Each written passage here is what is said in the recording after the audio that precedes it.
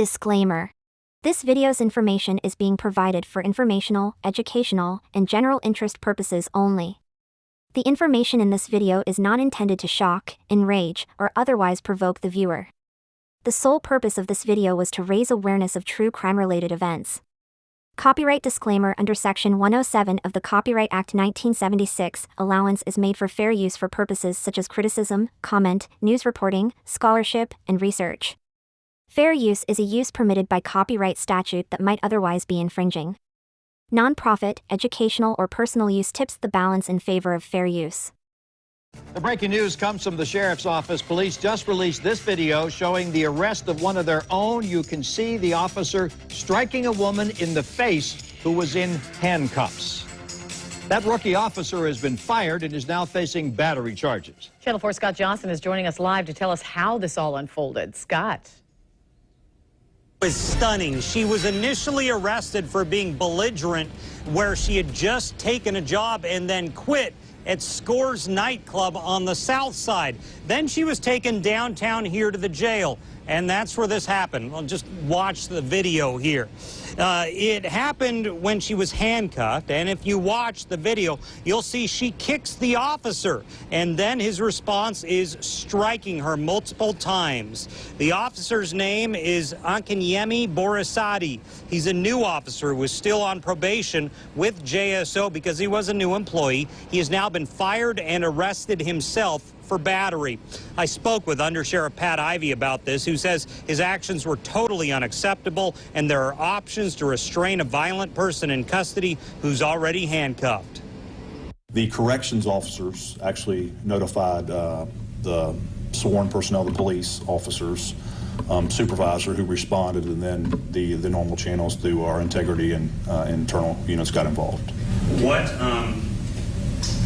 has he had any problems in the past? He is a probationary employee, and he has an unblemished record before now. And this is the woman who was struck, Mayra Martinez. She's 31 years old. Police say it was her first day at the nightclub, and she quit and started drinking heavily before she left the club, and was belligerent and violent as police arrived to take her into custody.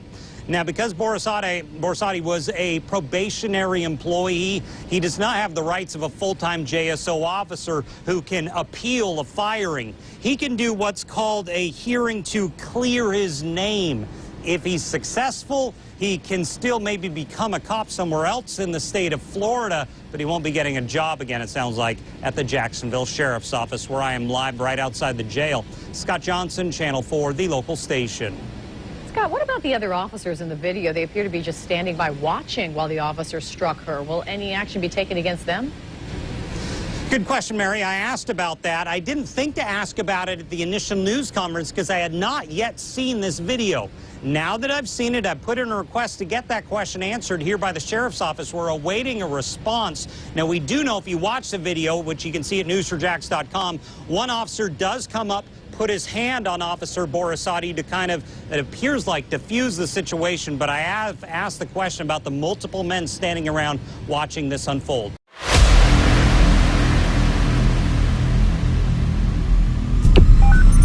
911, what's your emergency?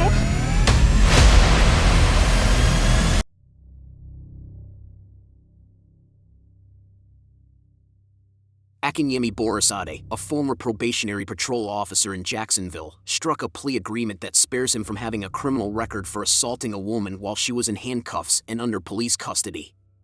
Borisade, 27, pleaded no contest earlier this week to a charge of simple battery, a first-degree misdemeanor, in the April beating of Mayra Alejandra Martinez, 31.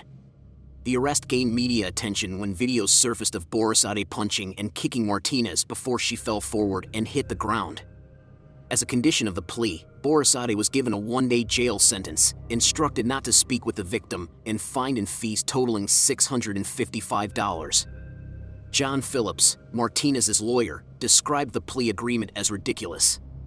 He intends to sue the Jacksonville Sheriff's Office in court.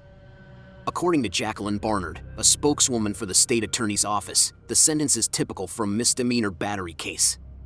Mr. Phillips' firm declined to provide any input and the case was disposed of in a normal fashion, despite being asked for input regarding the disposition multiple times, according to Barnard. Phillips had requested that State Attorney Angela Corey step down from the case on the grounds that she is biased in favor of Borisade and against his client. Corey declined to back down. Phillips expressed his hope that the case would go on until Corey's departure from office in January on Wednesday. Earlier this year, Melissa Nelson, a former assistant state attorney, defeated her in the race for re-election.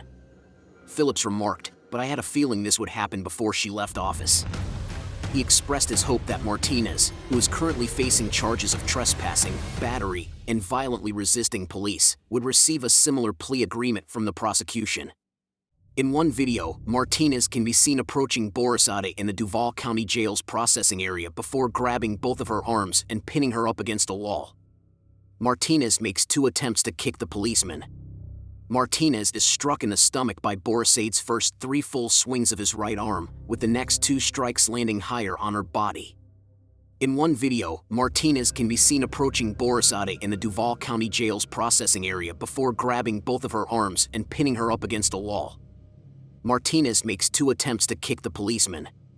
Martinez is struck in the stomach by Borisade's first 3 full swings of his right arm, with the next 2 strikes landing higher on her body. As 2 officers arrest her, a second video captured at the scene shows her getting struck multiple times and having her face slammed into the pavement. Sheriff Mike Williams fired Borisade after the incident was made public. The sheriff referred to it as a setback for his organization. Martinez was the subject of a critical disposition statement released by the prosecution in June. It highlighted Martinez's prior criminal history, which included a drive-through restaurant robbery in 2004, a DUI in 2012, and disturbing the peace in 2014. On April 27th, Martinez started working at Score's Gentlemen's Club. On her first day, she got drunk and was told to leave by club staff. When she wouldn't leave, they called the police.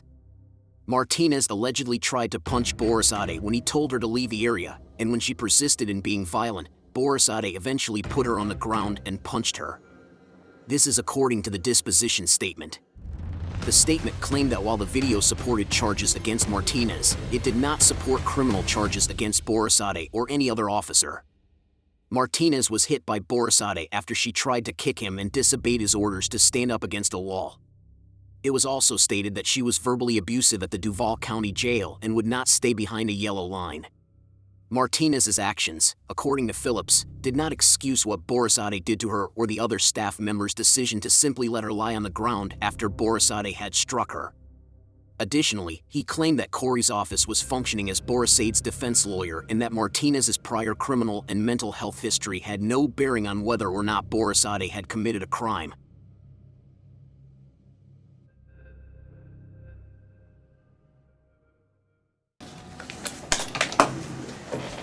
We are on the record at 1:54. Today is July 20, 2020. This is the video deposition of Gabriel Rose and the matter of Myra Martinez versus Sheriff Mike Williams et al. Would counsel please identify themselves for the record, and the court reporter will swear in the witness. Kirby Johnson on behalf of the plaintiff. Steve Powell for the city of Jacksonville. Sean Grant for Andres Chastain and Vickery. Mary Margaret Giannini for Andres Chastain and Vickery. Paul D'Argiotti on behalf of Borisade. Good afternoon, Mr. Rose. Oh, sorry. Can you raise your right hand, please? Do you solemnly swear the testimony you're about to give will be the truth, so help you God? So help me God. Okay. Good afternoon, Mr. Rose. Good afternoon. Would you please state your full name for the record? It's Gabriel Martin Rose. And what is your, are you employed by Jacksonville Sheriff's Office currently? I am. And what is your current title? I'm a police officer. Okay. Officer Rose, how long have you been employed with the Jacksonville Sheriff's Office? A little over 14 years.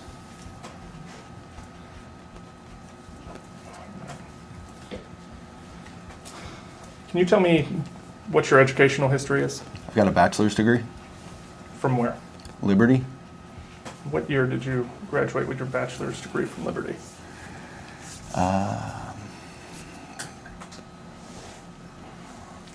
maybe 2010, 2012, I don't know. Okay. Do you remember what you majored in? I do. Criminal justice, psychology, and theology. After you received your bachelor's degree, did you seek employment at that point? No, sir. Okay, what did you do after you graduated with your bachelor's? Went to work the next day. Where did you go to work? Jacksonville Sheriff's. I've been employed with the Jacksonville Sheriff's Office since 2006. Okay, so you were employed, you remained employed with the Jacksonville Sheriff's Office when you got your bachelor's degree from Liberty University? That's correct. Okay. What made you go back to get your bachelor's degree? It was a goal that I set forth for myself as a kid. Okay. When you were first hired with the Jacksonville Sheriff's Office, what was your position? Police officer. Okay. And what were some of your duties as a police officer? I worked patrol. What zone did you work in? Zone 5. Where's that at? Northwest Jacksonville. How long did you work in Zone 5? 2 years. What did you do after those 2 years? I was assigned to the police academy as an instructor. Okay. Back up a little bit. Prior to becoming a police officer, did you go through police training at the police academy? I did. Okay. And what year would that have been? 1998, 1999.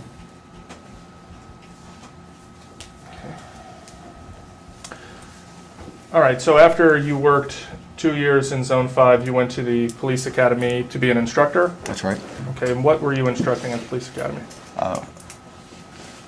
I was teaching basic topics to recruits, in-service training, things of that nature. Did you teach defensive tactics? I was a defensive tactics instructor, yes. Is there any sort of certification that you needed to receive to be able to teach defensive tactics? Yes, sir, there is. And what are those? You have to go through a defensive tactics instructor course. And who puts on that course? The training academy staff, different police academies throughout the United States, or Florida for us, for FTLE. Okay. So is it a program primarily run through FDLE? That's correct. Okay. Now, is the police academy that you worked for, is that taught by JSO, or would you say that's taught by FDLE? It's taught by JSO, but we use FTLE curriculum. Okay. Fair enough. So I take it you're familiar with why we're here today? Yes, sir. Okay. You've been disclosed as a non-retained expert in this matter. Yes, sir. What are you here to testify as an expert about? The use of force. Okay. And when we say the use of force, we're referring to an incident, or multiple incidents involving Myra Martinez that occurred on April 27th, 2016. Is that correct? That may be the date. I don't have it to memory. An incident involving Myra Martinez? Yes, sir. Okay. How many incidents are you going to be providing opinions about? I guess as many as you ask me. Okay. Okay. Was Miss Martinez involved in, how many use of force incidents was Myra Martinez involved in on April 27, 2016? Objection to form. I guess 2. Okay. All right. And where did those incidents occur? One would be in the Scores parking lot, and the other would be in the back door of the pre-child detention facility. Have you reviewed any materials before giving this deposition today? I have. And which materials are those? I've reviewed Borisati's deposition. I've reviewed some videos.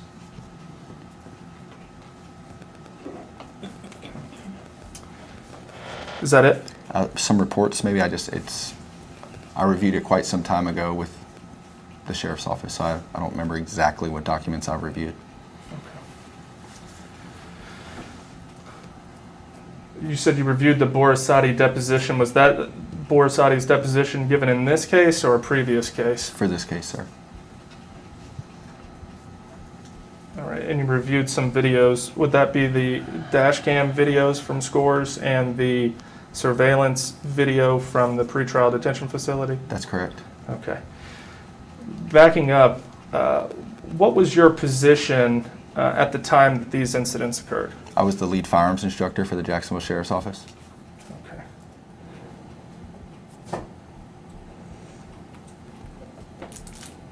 Lead firearm instructor, did you also teach defensive tactics at this time? I was a defensive tactics instructor, but that wasn't my specific duty. If they needed help, I would assist, but I was assigned to the gun range, and I was primarily teaching firearms. Okay. Were you asked to provide opinions regarding the incident that occurred at Scores and the incident that occurred at Sallyport after this incident occurred? That's correct. Who asked you to provide those opinions? Internal. I'm sorry? The Jacksonville Sheriff's Office internal. Okay. Do you remember the name of anybody particular who told you to, or asked you for your opinions? Detective Strawn, Stephanie Strawn. That's S-T-R-A-W-N. Thank you. Comes out as strong a lot, right? Okay. And prior to providing your opinions to at the request of Ms. Strawn, had you reviewed any materials when you provided your opinions? No, sir. Okay. Had you, at the time that you gave your opinions, had you reviewed the video? Upon giving my opinion, I reviewed the videos. Okay. All right. Did you talk to Officer Borsati prior to rendering these opinions? No. Okay. How about Officer Vickery? Did you talk to him? No. Okay. Did you talk to any of the officers at the Sallyport? I've never spoken to anybody in reference to this case that wasn't an internal or an attorney. Okay. Fair enough. What is your opinion, or what opinions have you formulated as it relates to the incident that occurred in the Scores parking lot? What specific part? Well, have you formulated any opinions about the use of force that Officer Borsati used on Ms. Martinez in the Scores parking lot? Of course. Okay. What are those opinions?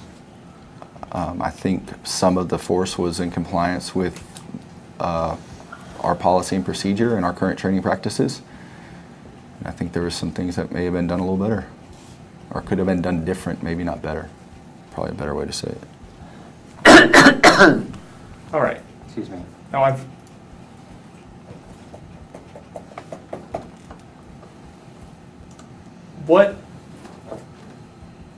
describe to me, if you could, describe how you recall the accident occurring. The accident? Or the incident involving Ms. Martinez and Officer Borsati and Officer Vickery in the Scores parking lot. From what I recall, there's a struggle, and it's captured by somebody's dash cam. There's a struggle, and you see two officers trying to place a female in handcuffs who's resisting, and there's a struggle there. And when they pick her up, she mule kicks one, or attempts to kick one, and shoves. They end up placing her against the car to put her in the back of the car. Okay.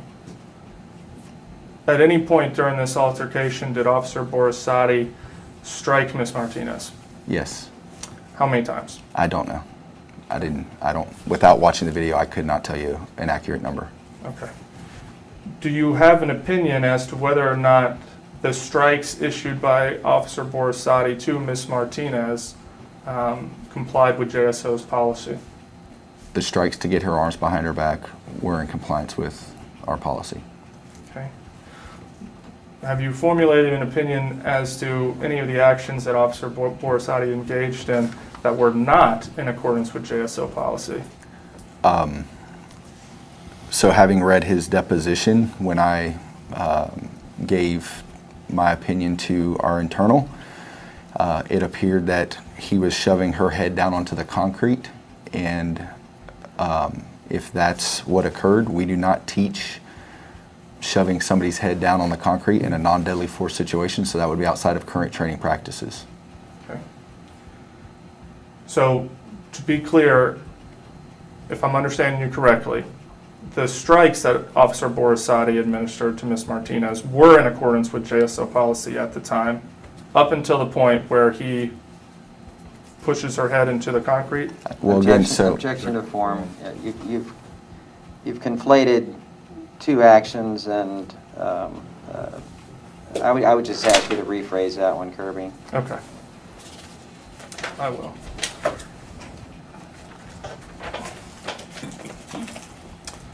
I will show you what will be marked as Plaintiff's Exhibit A. It's from the summation report, Steve, and I got it tabbed for you. It's the first tab. If you would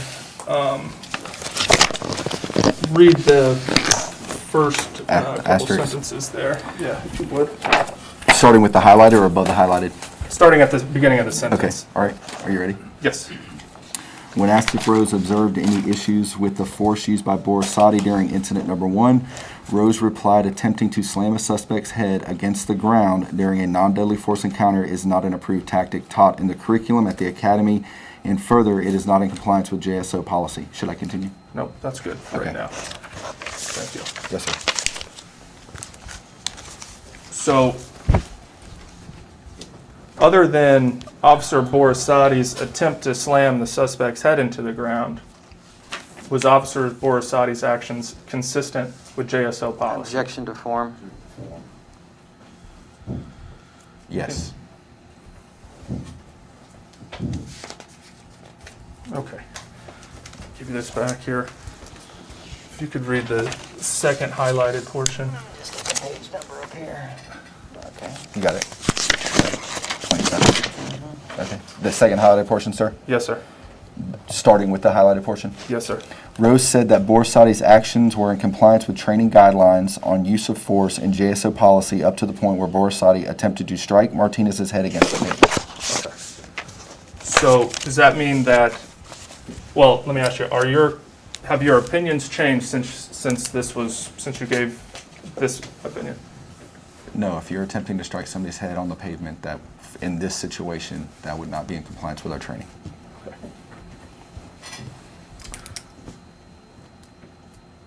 When, in the course of events, to the best of your recollection, did Officer Borisati strike Ms. Martinez before attempting to slam her head into the concrete? I don't recall, sir. Okay, this may just be easier to do it this way. I'm going to show you a video. Yes, sir. That will mark it as Plaintiff's Exhibit B. And what I'd like for you to do... Can you push the screen a little to me, please? Oh, absolutely. Thank you. Yeah. Since we're on video here, what I'd like for you to do, Officer Rose, is if you could just count with your hands how many strikes you see Officer Borisati administer to Ms. Martinez. Okay. Okay? Well, I would object to the question. He will give you his observation on the screen, but... Okay. That's fine. You can give me the observation of what's on the screen. If you could just tell me at the end of it how many times Officer Borisati's strikes are. Okay?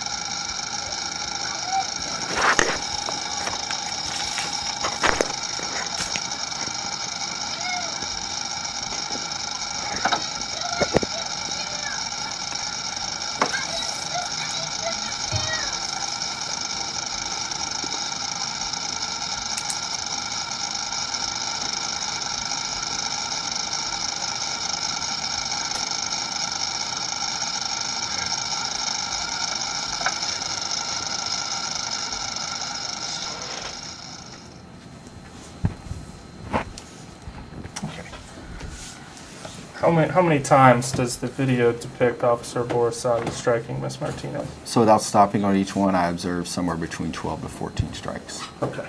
Somewhere between 12 and 14 Approximately. strikes. I mean, it's, again, without stopping at each and every one. Fair enough. Is it your testimony that aside from the strikes that Officer Borisati administered to Ms. Martinez's head, are all other strikes administered by Officer Borisati in compliance with JSO policy and procedure? Objection to form. The strikes that I observed, everything, yes. Okay.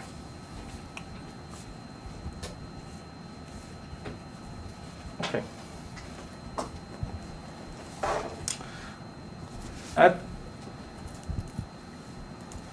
You teach defensive tactics at the academy, correct? I do. Okay. Do you teach your students on the different types of punches that can be administered? So we teach a variety of strikes. So there's, yes, we do. Okay.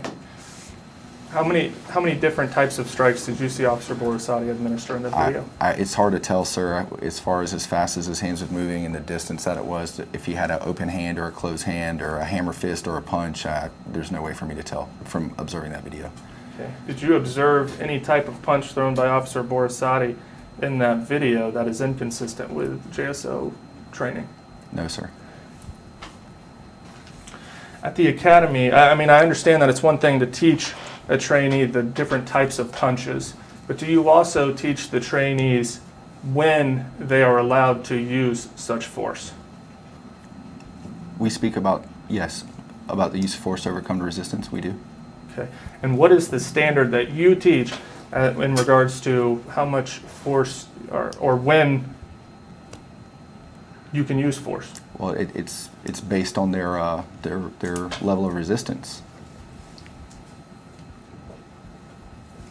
What do you mean by that?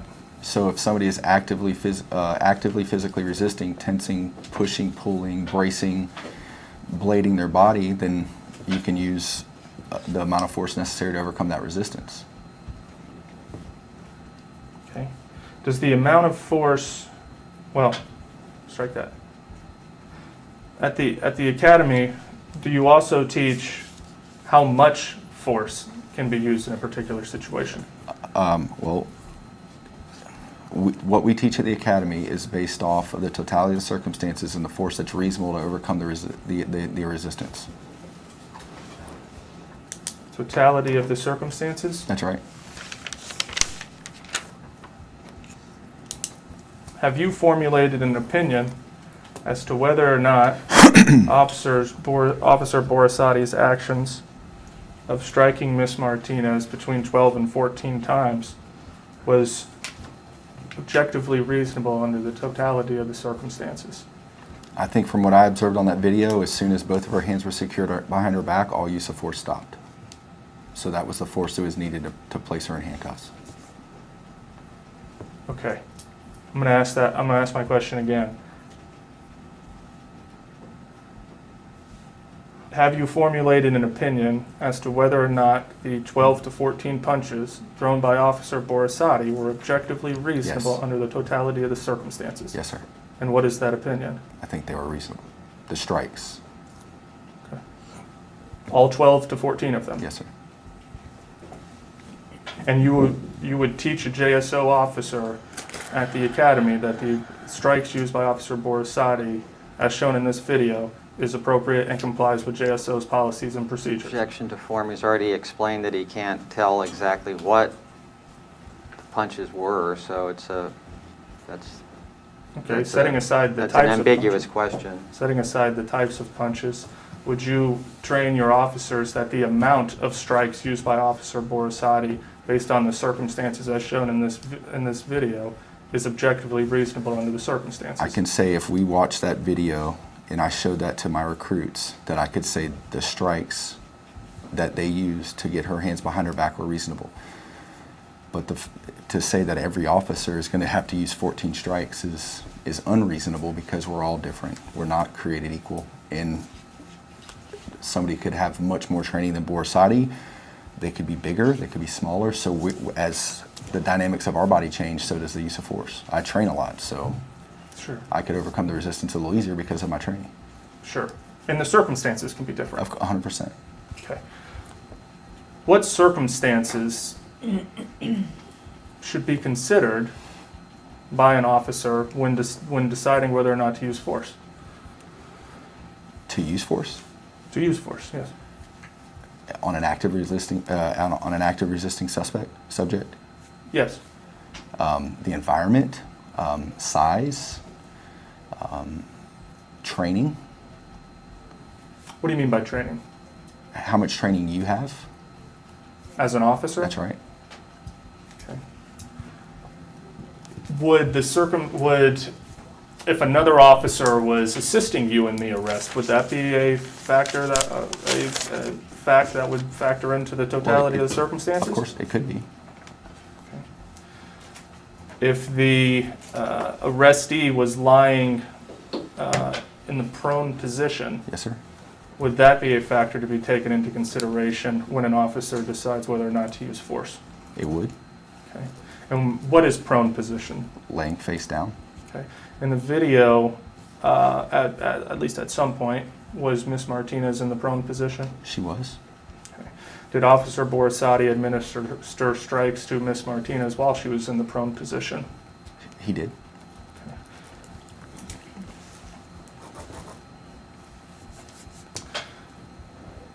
If the arrestee was brandishing a firearm or a weapon, would that factor into the totality of circumstances of whether or not to use force? Of course.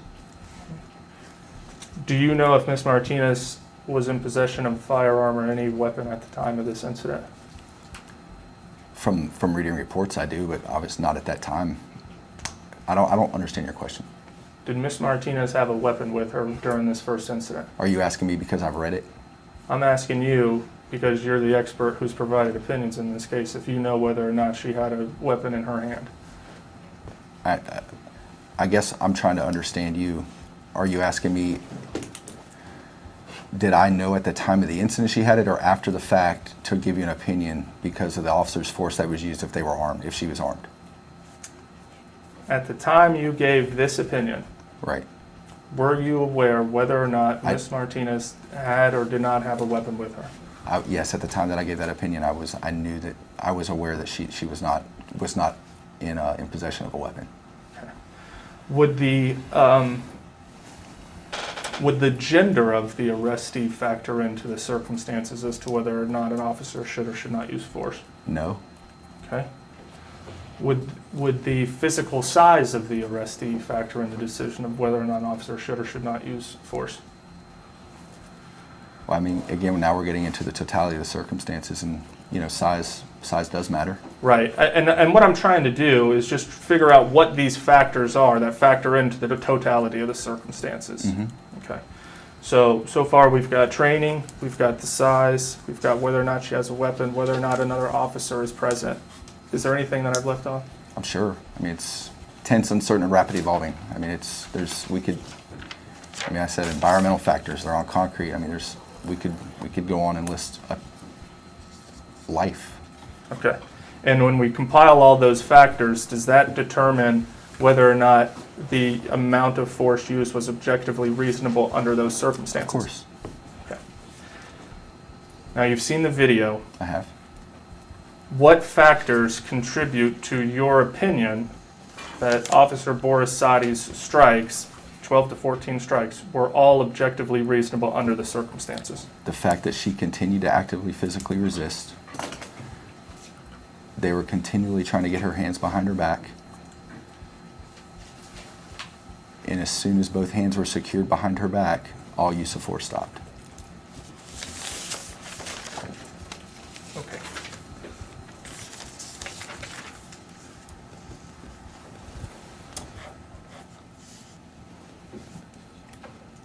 Did Officer Borisati strike Ms. Martinez again after he pushed her head into the concrete, or attempted to slam her head into the concrete? I'd have to watch it again, sir. That's fair enough. Would you like to do that? Sure. Okay.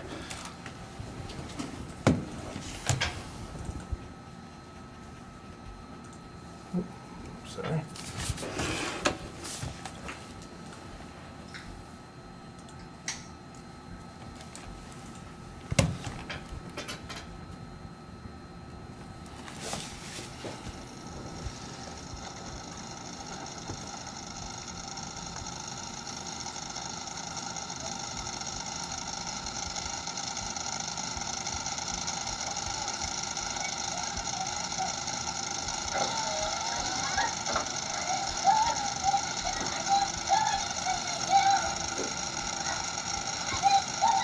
Can I touch your laptop?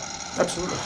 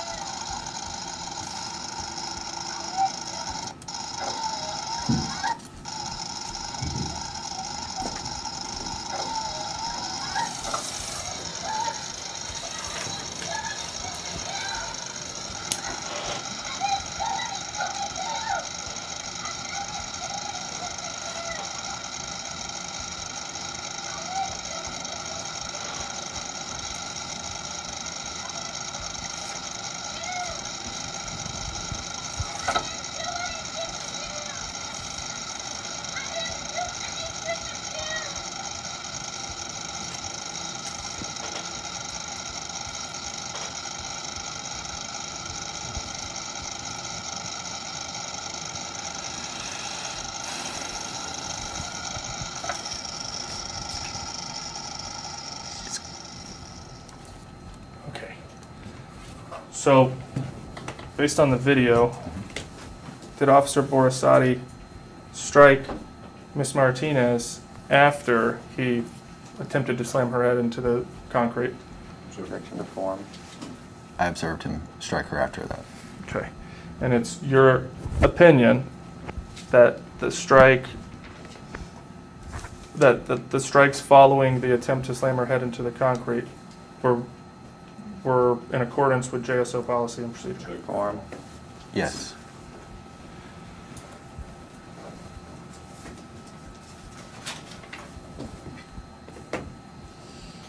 Okay.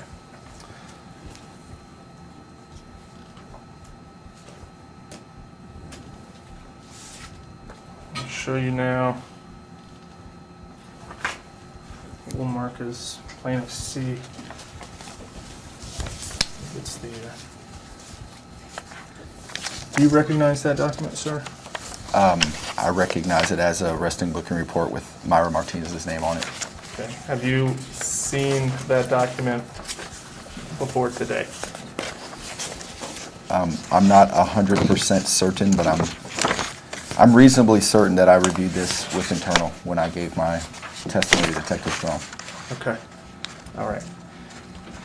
Is writing, I'm going to switch gears a little bit, but is writing of reports something that is taught at the police academy?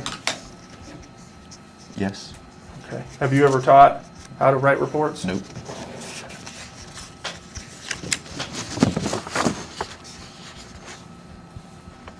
Can you tell me if it is in accordance with JSO's policy to have another officer write a narrative portion of an arrest and booking report and then assign your name to it? Objection to form beyond his scope. He's not here to testify as an expert about anything other than the use of force in this incident. He's not here to talk about reports or other particulars of the orders and policies of JSO. Next question. Okay.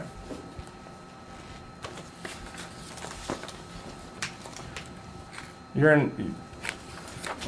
here to testify as an expert witness, correct? On the use of force, yes. Okay. You testified that you might have reviewed the arrest and booking report prior to coming up with these opinions? Yes. Okay. Why? Why what? Why would you review the arrest and booking report when formulating your opinions? Because that has the elements of the crime and the elements of the incident. So does the arrest and booking report directly impact your opinions in this matter? It would. Does who wrote the arrest and booking report impact any, or have any impact on any opinions you formulated in this matter? No.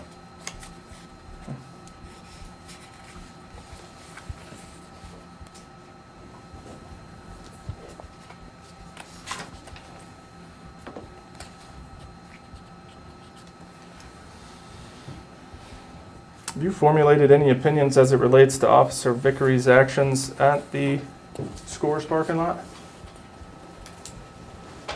Yes. Okay, what are they? I think that Officer Vickery could have picked Miss Martinez, helped her, assisted her up instead of lifting her by her arms. That was the only thing about Vickery that I observed. Okay. Did Officer Vickery administer any strikes to Miss Martinez? I don't recall.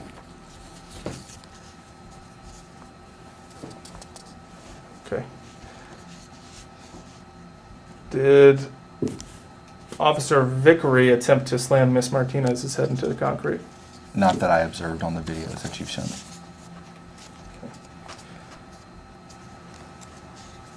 What is the policy? Well, strike that.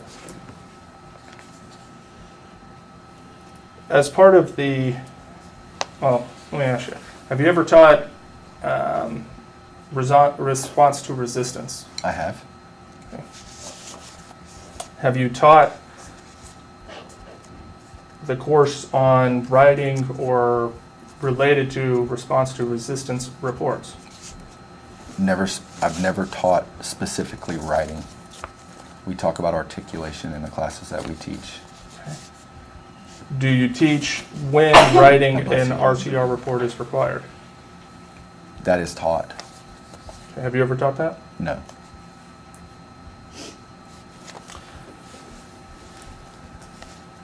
Do you know when response to resistance reports are supposed to be written? I do. When? When use of force is used. How? And there's an injury sustained. I mean, if you have my policy, I can read it for you. I can't regurgitate it verbatim. Kirby, this is straying beyond his topic. Please move on. Okay, Steve. Let's move on to the second incident. Okay. The second incident, where did that occur? The back door of the pre-child detention facility. Okay, and what happened in the second accident? Miss Martinez approached Borisati at the back door. I mean, it was, there was a lot to it. I mean, how much do you want me to go into? Oh, just describe it as you can recall it. She's standing at the back door of the jail, swinging her purse for a period of time, walking back and forth toward the window where the officers speak to the correctional officers. She's told a few times, or I don't know how many times, but more than once, to stand back over by the door, or given it some sort of direction, I guess. And finally, I guess Borisati begins to escort her back to where she needs to stand, or where he wants her to stand. And she attempts to kick him, and he strikes her. Okay, how many times? I don't know without reviewing it. More than one. Okay. You're here testifying as an expert witness, correct? I am. About the use of force used by Officer Borisati on these incidents? That's right. And you cannot tell me how many times Officer Borisati struck Miss Martinez at the Sally Port? Sir, if you let me watch the video, I can.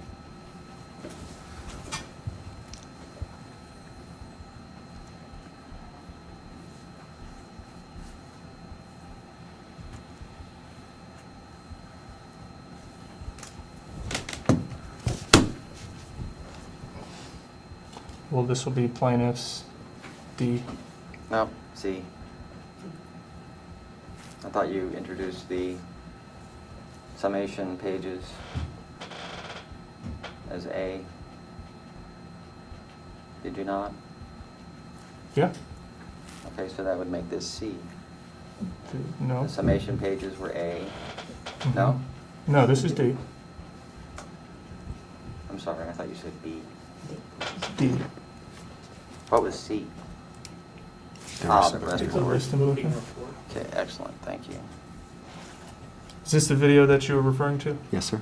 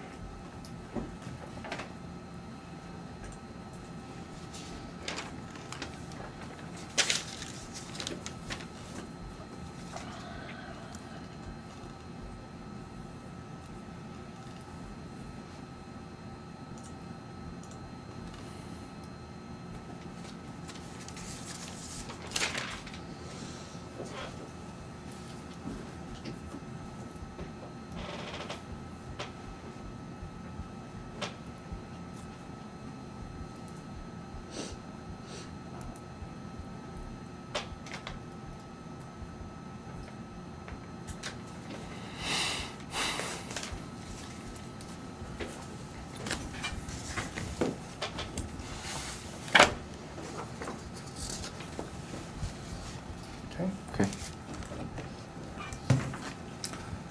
Now, can you tell me how many times Officer Borisati struck Miss Martinez at Sallyport? It appears at 3.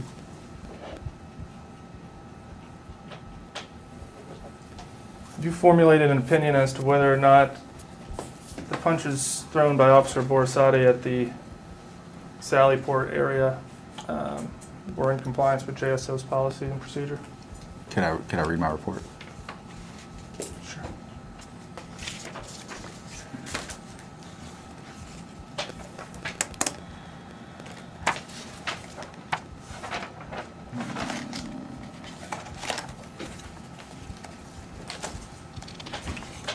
What page are we on there? Not sure. 60. I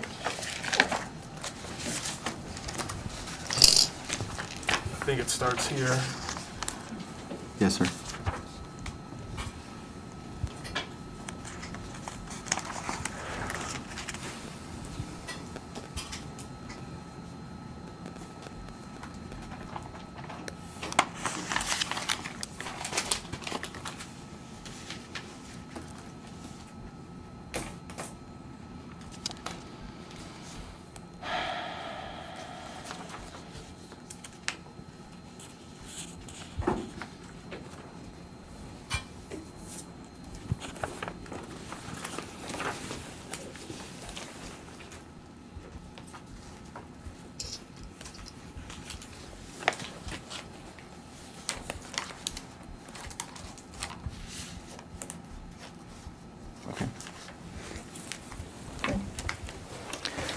All right, and we'll attach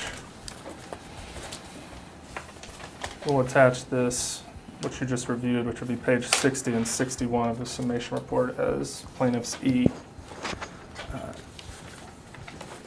Officer Rose, after reviewing your statement, Yes, sir. can you tell me whether or not you formulated any opinions in regards to the use of force by Officer Borisati against Ms. Martinez at the Sallyport? Yes, sir. I did formulate opinions, and as I stated back then, that the amount of strikes was unreasonable, in my opinion. Okay.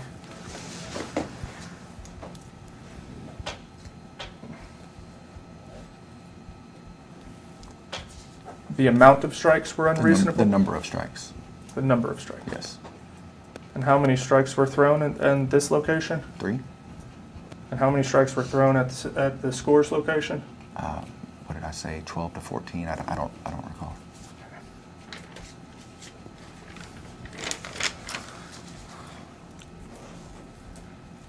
Would this be an instance where the amount of force used would depend on the totality of the circumstances as to whether or not it's reasonable? As all force. Okay. Based on the totality of the circumstances as you understand it, have you formed an opinion as to whether or not the punches thrown by Officer Borisati at the Sallyport were reasonable? I say that the number of strikes were unreasonable.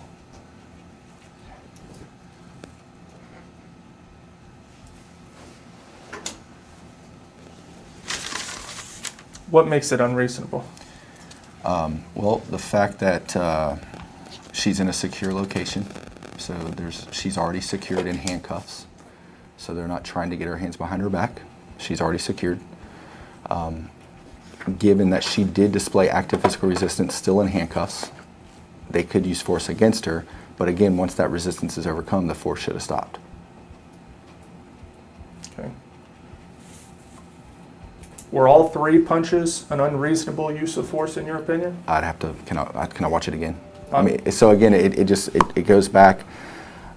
I don't think it's reasonable to say that you can never strike or use force against somebody in hand restraints, because she just displayed active physical resistance and hand restraints. So, and again, not being there and in that situation at that time, as soon as the resistance, and this is what I teach, as soon as resistance is overcome, the use of force has to stop.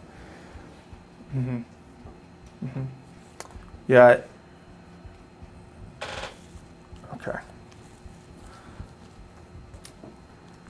I'm going to ask you again. Okay. Were all 3 punches thrown by Officer Borsati at the Sally Port, in your opinion, unreasonable based upon the totality of the circumstances? I think from what I understand that you're asking me, you're trying to get me to put a number, and I don't think that all 3 would have been unreasonable. I think the third one, I'd have to, again, not being there, he was justified in using force. Why would you need to be there? Well, because I'm not there, the one that's using force. I don't know the strike. I mean, the way that he conveyed it, she kicked him. I can't remember the way that he stated it. A glancing blow was the first one, if I recall correctly. And then the second one, it struck him in his genitals. She threw the kicks. And again, my training's different than Borsati's. In what way? I train every day, and I have for the last 10 years. And he's been a police officer at this time for, outside of the academy, a very short period of time. I don't know the time. Okay, so you train every day, but you cannot tell me whether or not all 3 punches were unreasonable because you weren't there. Is that correct? So I think you're asking, I don't know when he felt the resistance was overcome.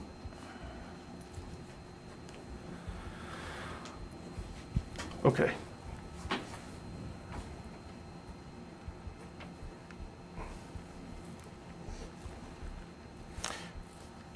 In the opinions that you gave earlier, I'm just going to read from page 60 here. You said Rose explained that incident number 2 should have never occurred. I agree with that. What do you mean by that? I think that as soon as she was walking around, they could have put her in a kneeling position, or some left her in the back of the car being observed. This incident at the PTF, it didn't have to occur. It shouldn't have occurred. You know, have her being in a kneeling position, have her sit down so she limits her mobility. You know, put her, like I said, leave her in the back of the car just observed. Keep her in a hobble. I mean, there's a bunch of different avenues that could have been taken at that time. And does the availability of additional avenues, to use your words, would that factor in the totality of the circumstances as to whether or not the amount of force used was reasonable? I don't understand. Sure, I'll try to rephrase it. If an officer has multiple options available that don't include the use of force, should that be factored into whether or not the officer's use of force was reasonable? Are you speaking? I'm speaking of the avenues that got us to the use of force. That's the avenues that I'm speaking of. If they would have kept her in a kneeling position or sat her down or put her in a hobble, then there's a good possibility that, I mean, without 20/20 hindsight, I don't know if, you know, force would have had to been used. I don't know.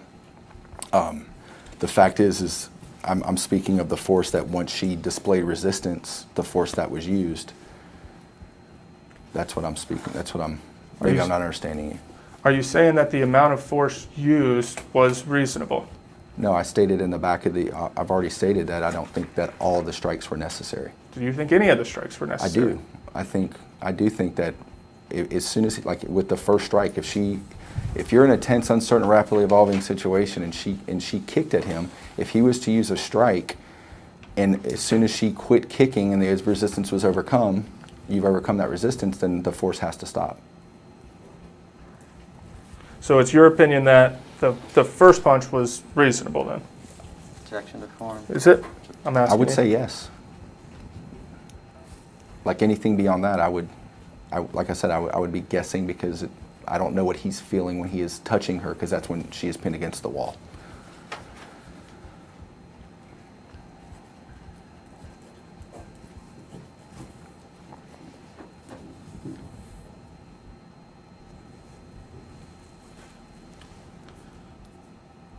What are some of the circumstances that you're aware of that would make Officer Borisati's use of force, as it relates to the first punch that he threw, reasonable? The fact that she, from the first punch, what is? Say that again for me, please. What are some of the circumstances that would factor into the reasonableness of Officer Borisati's decision to punch her? That she kicked him. She used force against Officer Borisati. Okay. Was she handcuffed at the time? She was. Is that a factor that should be considered in the totality of the circumstances? It is. Okay. Were there other avenues that Officer Borisati could have done as opposed to strike her that could have de-escalated the situation? So when it comes to the use of force, sir, it's you can use a baton, you can use pepper spray, you can use a taser, you can use strikes, you can use takedowns, and that's all consistent with overcoming active physical resistance. So it's not like there's no use of force matrix like in the early 2000s where if they do this, you have to do this.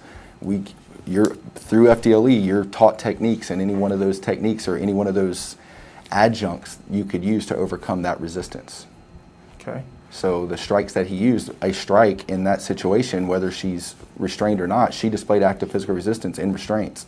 So you can use a proper technique in accordance with FDLE and our training to overcome that resistance. Okay. If I understand your testimony correctly, then would that mean that Officer Borisati could have used a baton against her? He could have. Could he have used a taser against her? He could have.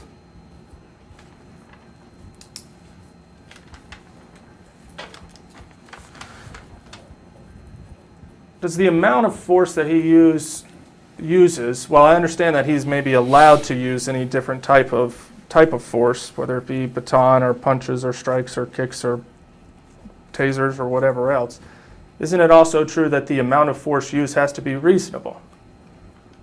Yes. Would it have been reasonable for Officer Borisati to strike Ms. Martinez with a baton? He could have. It would have been reasonable.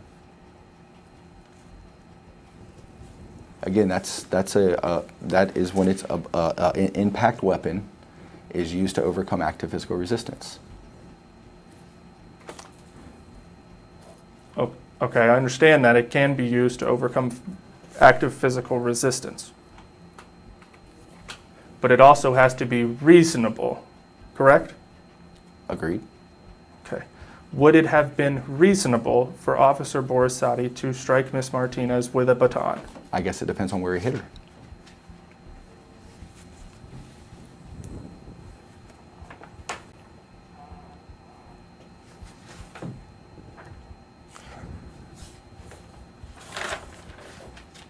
Did you ever tell Detective Strawn that you believed that Officer Borisati's first punch was objectively reasonable? Sorry, like I said, I don't know that. I think that interview was given 4 years ago. If I could read it again, I mean, I don't. Sure. Tell you what, let's listen to it. Okay.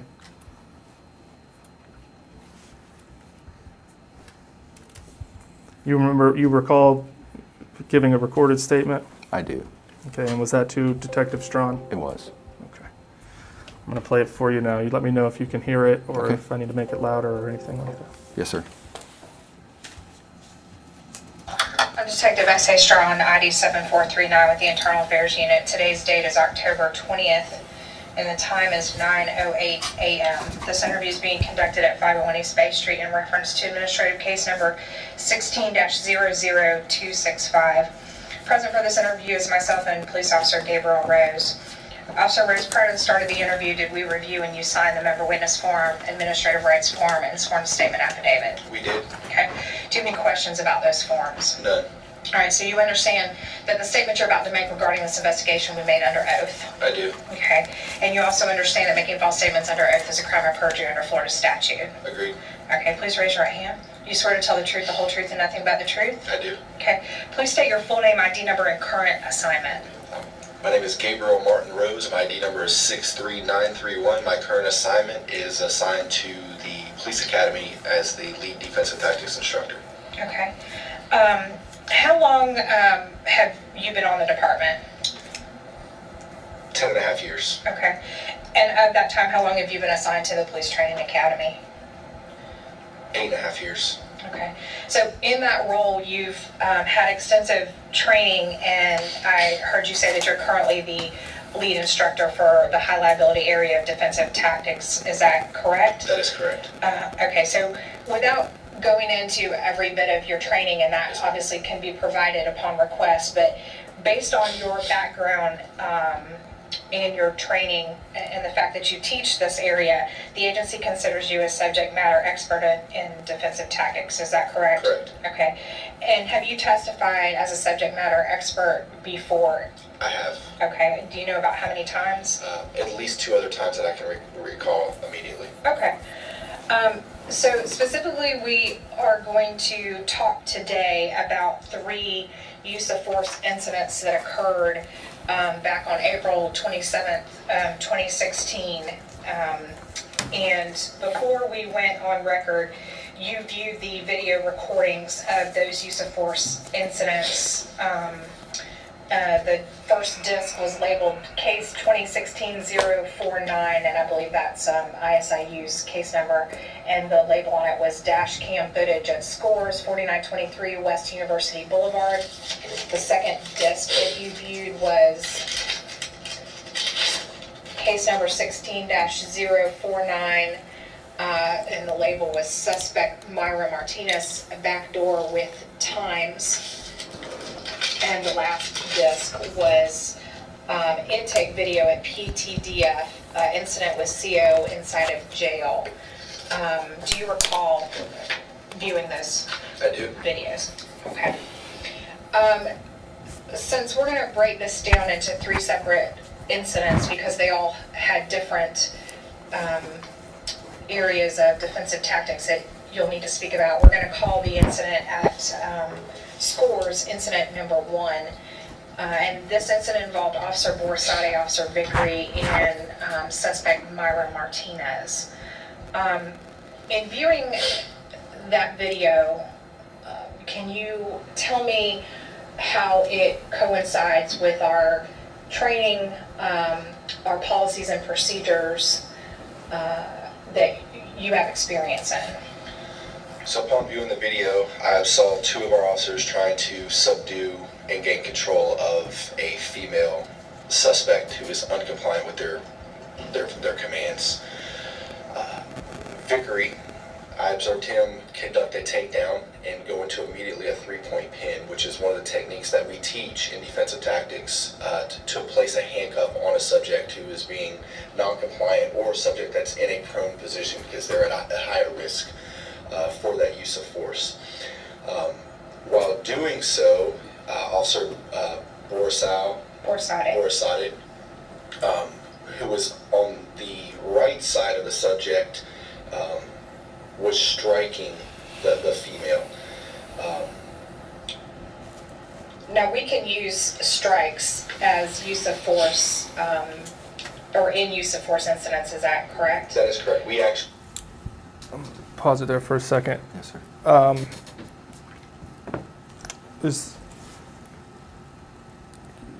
So you can use strikes in a use of force incident, is that correct? Yes, sir. Does the, how do I say this? Does the reasonableness, well, does the use of force still have to be reasonable? Of course. Okay. So just because you can, or just because somebody is actively resisting and you can use a baton, you should only use the baton if it's reasonable to use the baton. that correct? Yeah, if it's not reasonable, why you wouldn't pull your baton out? Sure. Just like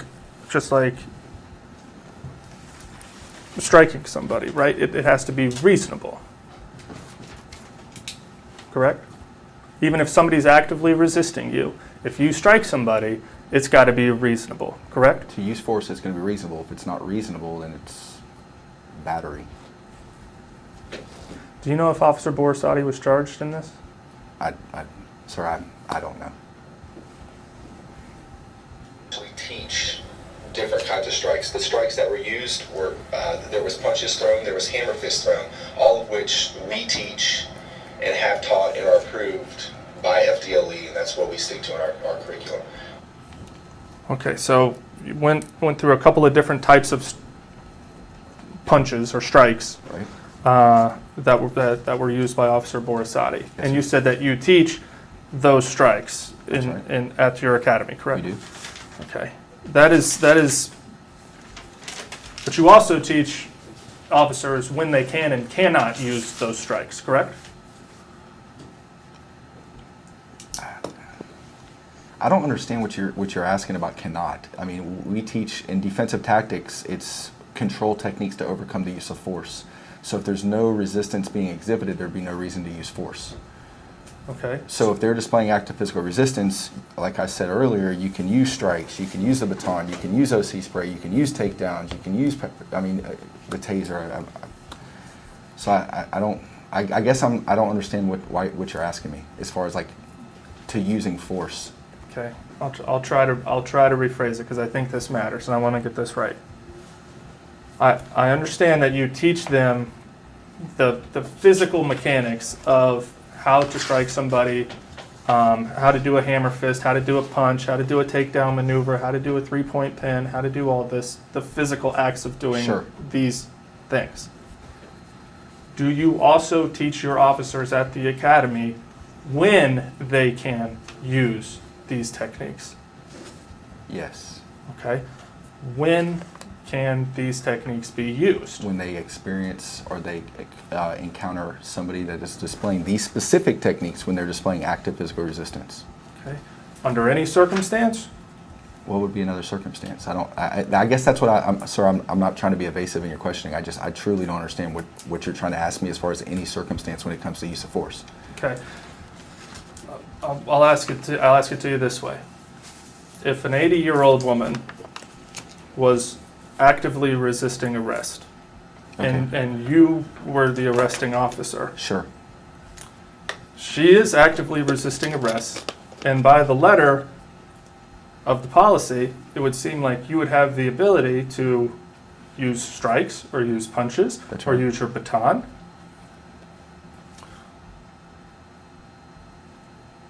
But just because you have the ability, or just because the letter of the policy says that you're allowed to do it, are you saying that it would be okay for you to pull out the baton and hit that 80-year-old woman? Me personally? Yes. I would not hit anybody with a baton. Okay. What I'm getting at is there some sort of there's other factors that determine whether or not it's reasonable or not. Is that correct? Force, yes. Yes. So it's not singularly if they were actively resisting arrest, what we did was automatically okay, correct? I'm not sure that's a question. Okay. Does the singular fact that somebody is actively resisting arrest give the officer, as you teach them, the authority to use physical force against that arrestee? Does it give us the authority to? Yeah. If somebody is displaying active physical resistance, by law and by our training, we are allowed to use the force reasonable and necessary to overcome that resistance to effect our job. Okay, thank you. But the amount of force used still has to be reasonable, correct? Agreed. And necessary. Yeah. And necessary. necessary. Okay, very good. Necessary.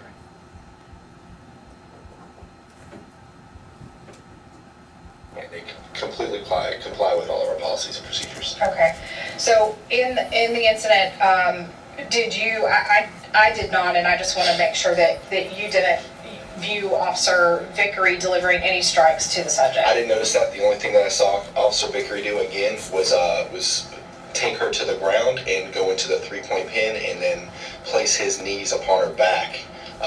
Then from there he got on the radio and decided to call in, to HQ for whatever reason. Okay.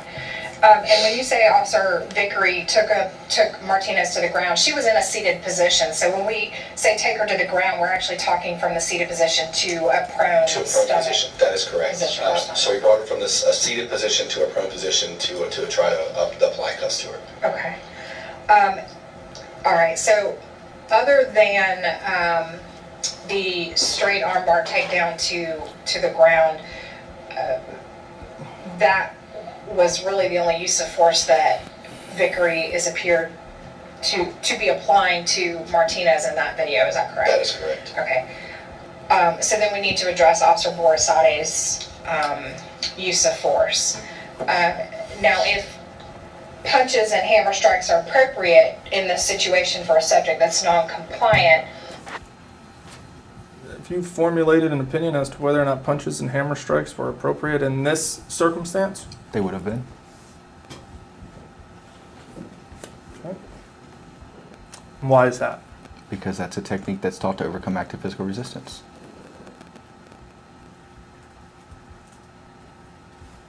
Do you have an opinion as to whether or not the use of punches or hammer fist was reasonable under the incident at Scores?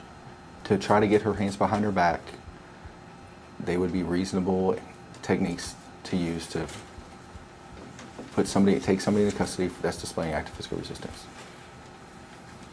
And under the circumstances, you have an opinion that Officer Borisade's strikes were reasonable? Yes, sir. was there any force that Borisade used in that incident that you did not think was appropriate within training or within policy? Yes, we've never taught, and it's not in policy, for this type of force to be used, not a non-deadly force encounter, to attempt to slam a subject's head or a suspect's head onto the asphalt or the pavement or concrete or anything like that. Okay. So in the video, I believe we view Officer Borisade attempting to strike Martinez's head into the pavement approximately 3 times. Correct. Now, in viewing the video closely, I think we determined that her arm was probably underneath her. I completely agree. Upon viewing the video, he did attempt to strike her head on the pavement 3 times. As soon as he stopped attempting to hit her head on the concrete, you noticed him go to grab her arm, her right arm, and pull it behind her back in an attempt to place that hand in the restraint that Officer Vickery already had the first restraint applied onto her left arm. Okay. So I do believe that her hand struck, or correction, her head struck her arm and not the pavement. And not the pavement. Okay. Do you know that to be a fact, or is that just your belief? It's my opinion. Based on what? The fact, like I said in the statement, that he pulled her hand out from under her head, and then if you look at her pictures, there was no bruises or abrasions that would be consistent with somebody striking their head multiple times on the concrete. Okay. After he pulled her arm back behind her, did he administer additional strikes to Ms. I believe Martinez? I think yes. We stated that earlier. He did. Okay. Then we, I think in the video, the striking begins around 17:13:30 seconds. Is that what you also observed? Yes, I believe that's Okay. the first strike, 17:30. And it continues for about 20 seconds, give or take? Give or take, yes, ma'am. Okay. And then when Martinez is handcuffed, or appears to be handcuffed, we don't witness any continued, or we don't observe any continued striking at that point. Is that what you saw? That is correct. Once they had her in restraints, the force stopped. The force stopped. Yes, ma'am. So then Vickery picks her up by her arms. Correct. Now, obviously not a classroom or textbook way to pick someone up. Sure. But would you think that it appears to be appropriate? I didn't see anything. Again, it's not the textbook way, but of course, it's not training either, and it's somebody who they were just involved in a force incident with. But I didn't see anything wrong with the way that he stood her up. He could, if Borisati should have stayed with him and assisted with that take-up and had more hands on her, but Vickery did nothing wrong, in my opinion, Okay. on picking her off the ground after being restrained. Okay, so after Martinez stood up to her feet, she mule kicks Vickery. Did you observe that? I observed her mule kick Vickery, correct? Okay. And from that moment, Do you recall observing Miss Martinez mule kick Officer Borisati Where? at Scores? I do not recall that. I recall her mule kicking Vickery. then they struggle with her again. She's starting to not comply with being walked over to the back of the police car and taken into custody. So from my observations, and you can correct me if you don't do the same thing, but it appears to me that the momentum of the struggle takes them into the hood of a car that was there. I agree with that. So she attempts to mule kick him. He does a pretty decent job trying to evade that mule kick. Of course, he's off balance. He still is holding her, as we're trained to do. Once you have somebody handcuffed, you may in physical contact and positive control them at all times. And it looks like the momentum. If you have some, and I don't want to make sure I got this right, but are you saying that if somebody's in handcuffs, you should maintain contact with them at all times? So I think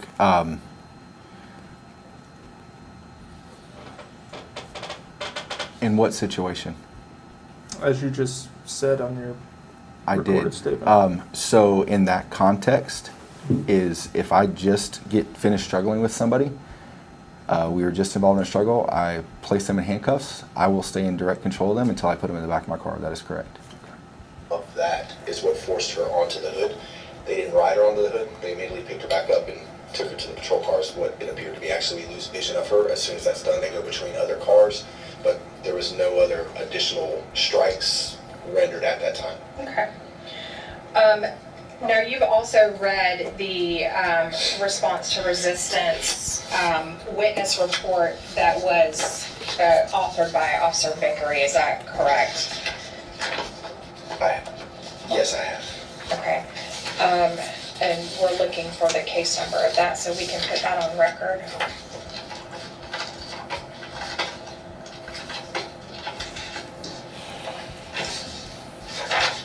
Okay, no, that's fine. And we have in the interview room a copy of this report for Officer Rose to refer to. And the CCR number listed at the top is 2016-027-0037. It's authored by Officer Nathan Vickery, and it was reviewed through Officer Vickery's chain of command. Officer Rose, in reading this report, is it consistent with the information that you saw in the video? It appears consistent from, his statement is consistent from what I observed. Okay. And when we train to complete use of force reports or document use of force incidents, does the report appear to be in compliance with what we would train in like a report writing setting? Absolutely. Okay.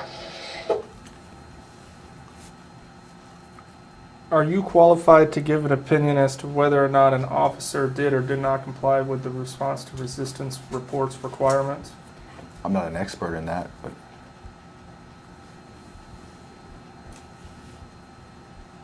Are you familiar with the requirements? requirements as far as what? When to write a response to resistance reports and under what circumstances they're required? I'd like to review the policy 551, and I could give you all of them. Okay. We'll continue on. Was there anything in the report that you noted that would be a violation of policy or in a use of force setting, or any details that you think are appropriate to point out on record? Are you qualified to give an opinion as to whether or not a response to resistance report was completed in accordance with the policy of JSO? Do you have the RTR report you'd like him to review? course I do. But I'm asking him if he's qualified to Well, give you an asked about opinion. that specific one, not in general. Your question wasn't specific to that report. Was specific to that report. Okay. Sure. Here we go. We'll mark this as, are we on F now? But I would again note that this is beyond the scope of what he's being offered to testify to. Okay.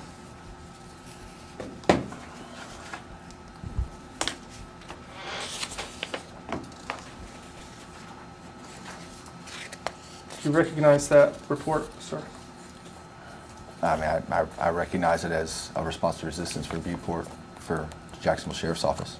Okay. Are you qualified to give an opinion as to whether or not this response to resistance report authored by N.H. Vickery on April 29th, 2016 does or does not comply with JSO policy and standards?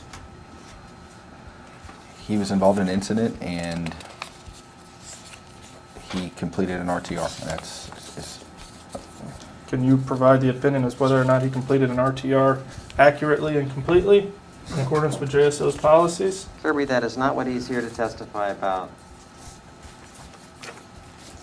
Just trying to find the bounds of what he Well, he's can not and here to can't testify about report writing. He's here to testify about the force incidents in this case.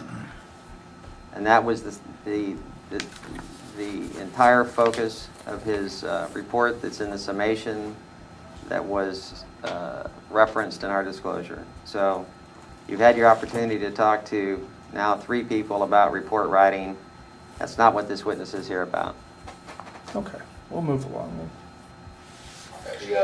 I don't think that anything violates any policy from what I've not only observed, but from the way he articulated in his report.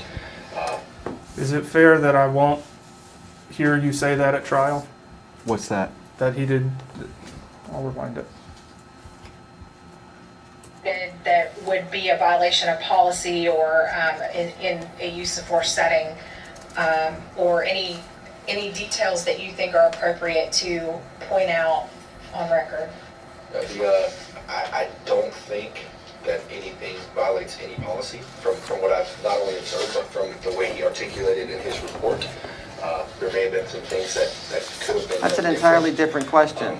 With the use of... He's using information Steve, are you from just going to continue to interrupt me? I am going to interrupt you because you're moving this in a direction that is not what he's here for. He referenced in that statement that he used information from that report to formulate an opinion about the use of force. Not that he read the report and has an opinion that the report is jam up perfect. And that's the question you're asking him. That is the question I'm asking him. Well, and that's not what he's here to talk about. He can say You that. have your comment about, oh, I'm not going to hear you say that at trial. He may very well say at trial, I read the report. I factored it into my evaluation of whether the use of force was appropriate. Nothing wrong with that. What's your question? I've got plenty of questions, Steve, and we'll get to them. Please. Unbelievable. Force. Sometimes it appears violent. Force can be violent, but it's not always wrong for that to occur. Okay. And when we're talking about Vickery, the appropriate use of force, we're talking about specifically Officer Vickery, is that correct? That is correct. Okay. Can I ask what the question and is just to of this clarify, Officer Borsades- nonstop running of a narrative? Do you have a question about anything in this interview? I've asked multiple questions Well, during this interview, Steve. Are you going to play the entire interview and then just pick out when you want to ask a question? Probably. Well, it's your time to waste. Okay, thank you. The use of force would have been appropriate up until the point where he attempted to strike her head against the pavement. 100% agree. Prior to the attempting of... I'll actually back up a little bit, because... Okay. And when we're talking about Vickery, the appropriate use of force, we're talking about specifically Officer Vickery, is that correct? That is correct. Okay. And just to clarify, Officer Borsades' use of force would have been appropriate up until the point where he attempted to strike her head against the pavement. 100% agree. Prior to the attempting of striking her head on the pavement, and after that, he was in compliance with what we teach. It was at that point that is, we don't train that Okay. Is there any other information about incident 1 that you feel? And are your opinions today consistent with the opinions that you gave back then? Yes, sir. So the 12 to 14 strikes, reasonable under the circumstances? That's right. We need to place Kirby, it on since we're record. done with incident 1, it's 3:10. He needs to make a phone call, as we talked about earlier. Can we take a break? Sure. Thanks. Okay, going off the record at 3:11.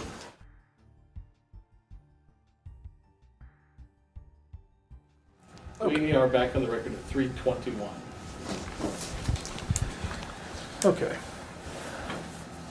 Rose, we spoke earlier about the types of force that Officer Borisati used at the Sally Port. From your review of the video, can you just tell me what types of force Officer Borisati used? Strikes. Were those strikes open-fisted or closed-fisted? It's truly hard to tell. So are you unaware of the type of strikes that he did? That's right.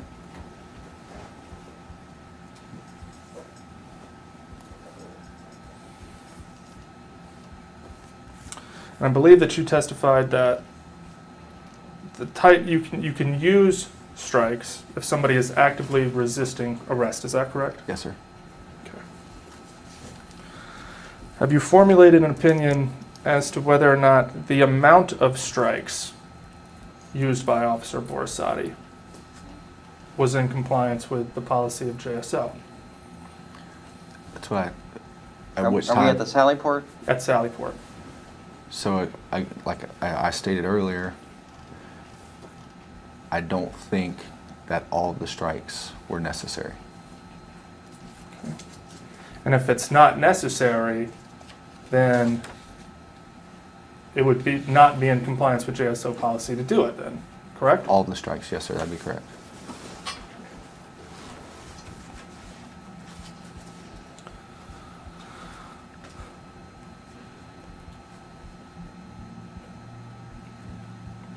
Which strikes were unreasonable at Sally Port?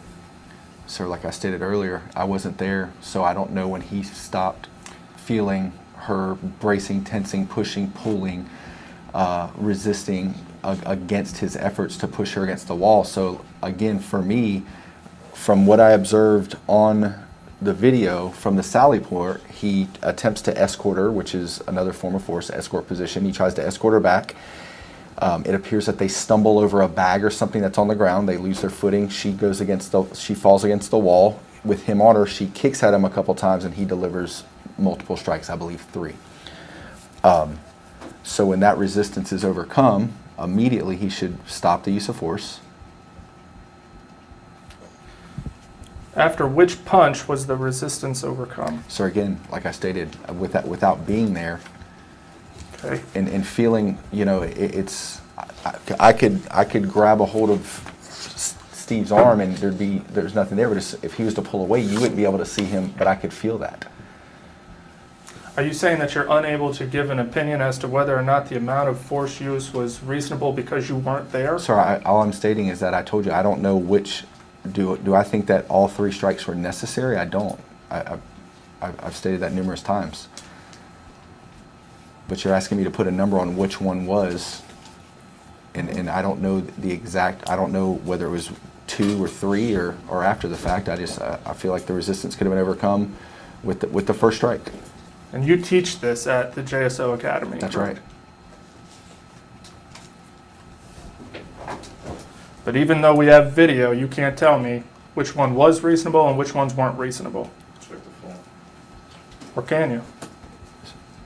So like I stated, if he's, from what I've viewed, you're asking me, I've stated multiple times that I don't know if it was the second or third one, that if he's still, again, I've never specifically spoken to Borisati. If he's still feeling active physical resistance, then you can still deliver strikes. From what I observed, once she's against the wall, there was no reason to deliver multiple strikes once he had her pinned against the wall. Okay. Why would you need to speak with Officer Borisati? I just said I've never spoken to him. I know. Why would you all I need to? did.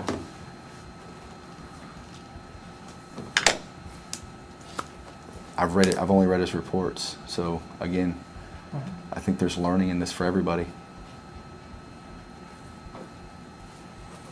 What do you mean by that? I think that we can always learn from good or bad situations. And I think if you get somebody who's involved in one of these situations, I think that everybody else can learn and benefit from it, good or bad.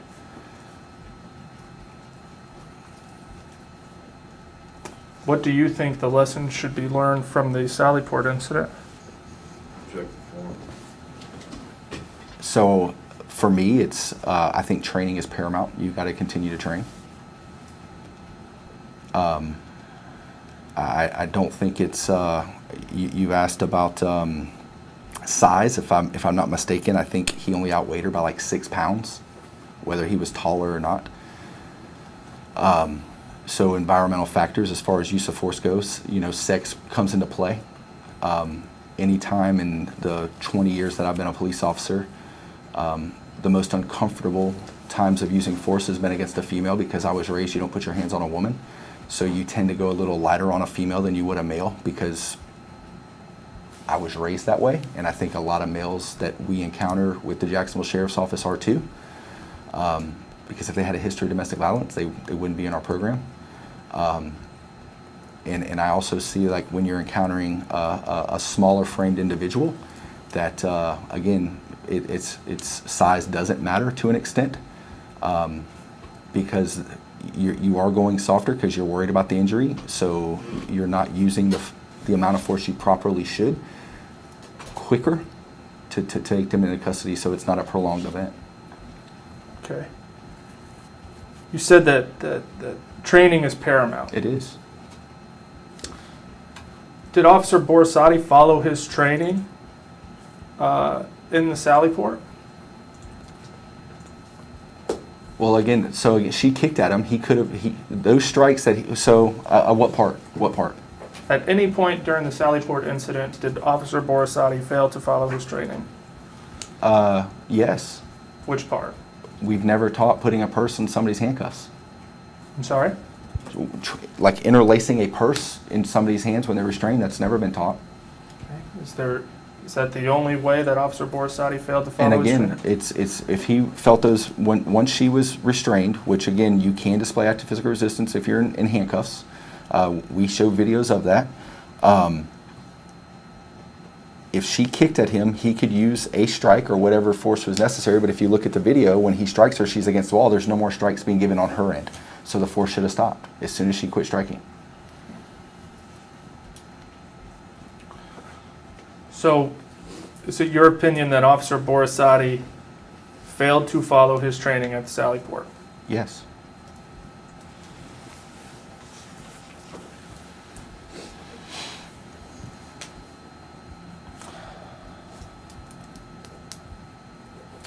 Are officers also trained on techniques that don't involve force that can de-escalate a situation?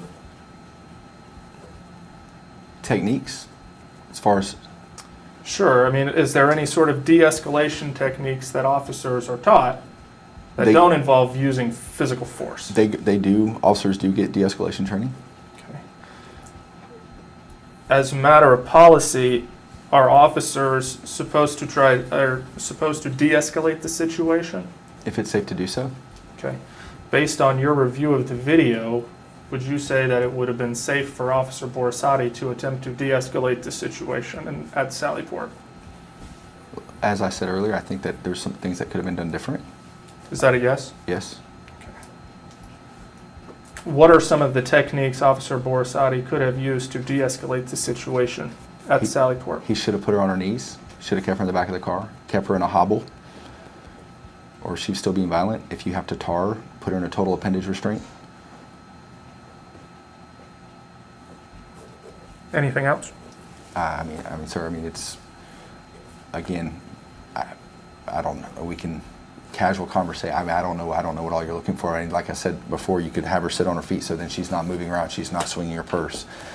You know, it's keep her in your car. if you know she's already got a propensity of violence and being belligerent, then why subject everybody else to that?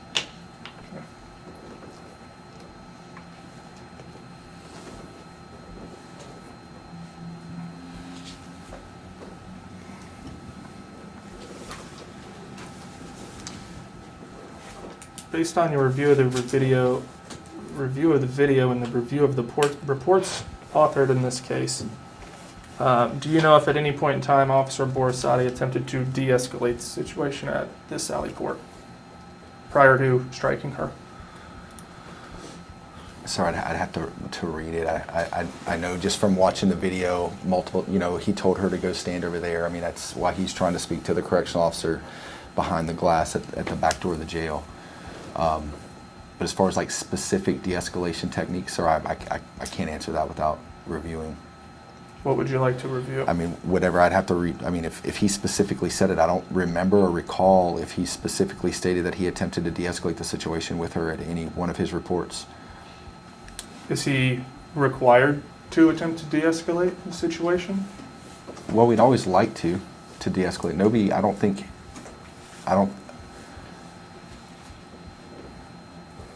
he woke up that morning wanting to use force against anybody, and then it happened.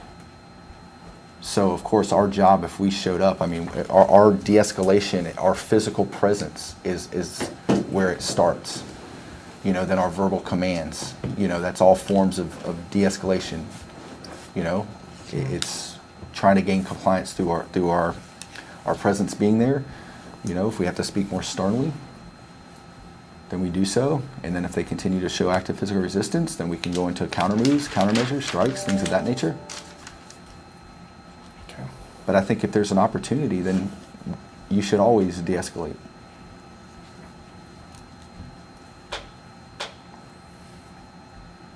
Do you teach de-escalation techniques at the academy? Not specifically to the class. That's somebody else's area of focus. I'm sorry, was the question, did he teach it, or does UJSO teach it? Does he teach it? Okay, thank you. I think you said we don't wake up with the intention of using force or something along those lines? I did. Is that correct?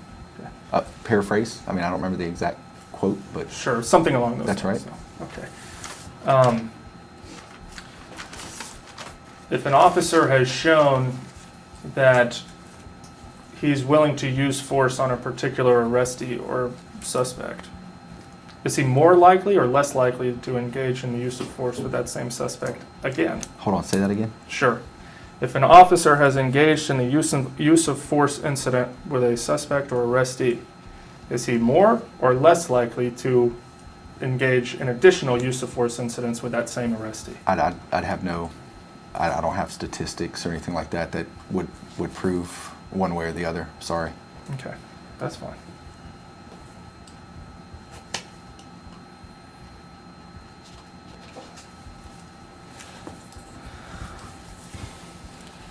And I know that you haven't spoken with Officer Borisati, and I know that you weren't there at the scene that day. Mm-hmm. But based on your review of the video and the reports, and based on the fact that you're testifying as an expert witness in this case, can you tell me whether or not the amount of force used by Officer Borisati was reasonable at the Sally Port? I said it was not. Okay.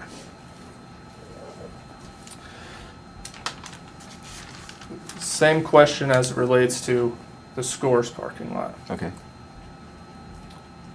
And I know you didn't talk to Officer Borisati, and I know that you weren't at the Scores parking lot, but based on your review of the video and your review of the reports that have been submitted in this case, can you tell me whether or not the amount of force used by Officer Borisati at Scores was reasonable? The total use of force? Total use of force. No one specific point.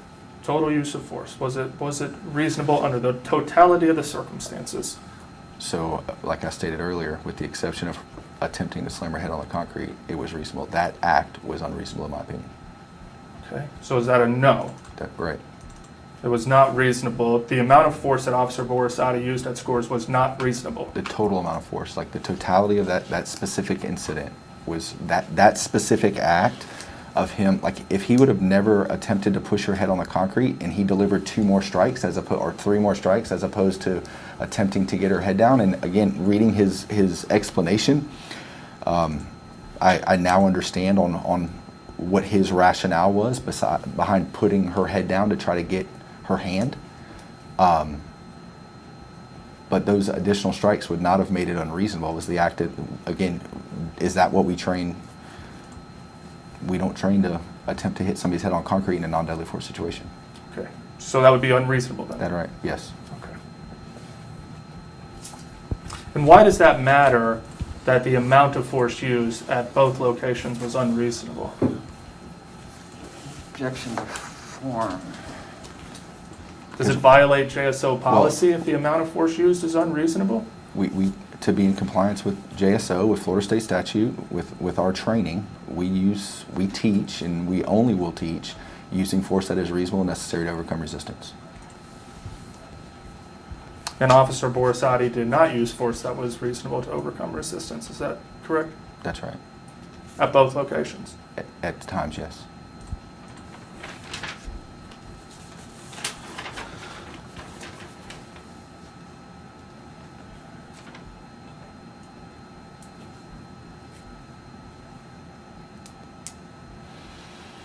You said that there's a learning opportunity in this for everybody, correct? I did. What should we learn from both instances as a whole?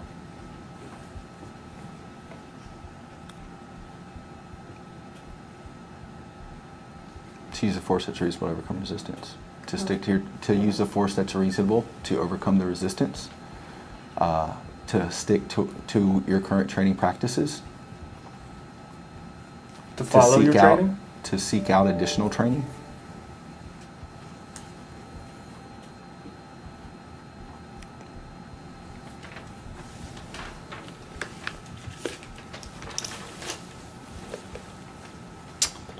Following a use of force incident, and Steve, I don't know where the line is here, so just bear with me on this, but following a use of force incident, do you train people at the academy when they should or should not provide medical assistance? Me specifically? Is that taught in the defensive tactics course? So the only thing as it pertains to my training that I'm specific lead of as far as medical attention goes is that you will use the force that's necessary and reasonable to overcome the resistance. Once that resistance is overcome, and the subject is secured and it's safe to do so, if they're requesting medical treatment or if they're in need of medical treatment, we will render that aid as soon as it's safe to do so.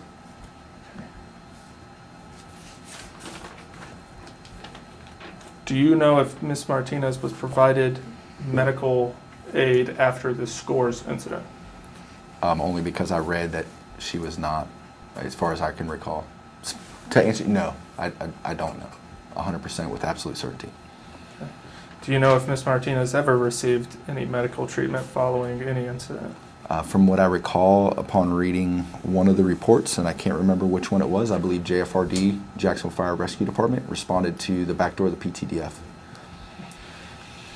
Have you formed an opinion, or are you planning on forming an opinion as to whether or not the medical care or lack thereof provided to Ms. Martinez was or was not in accordance with JSO policies? Sir, I'm not a doctor. If you know, again, for me, what Officer, I teach. you're just asking yes or no. Are you going to offer that opinion? Repeat the question. Are you going, as an expert witness in this case, are you going to be offering an opinion as to whether or not the medical care provided to Ms. Martinez following these incidents was or was not in accordance with JSO policies and procedures? I'm not gonna render an opinion. Okay, and that's fine.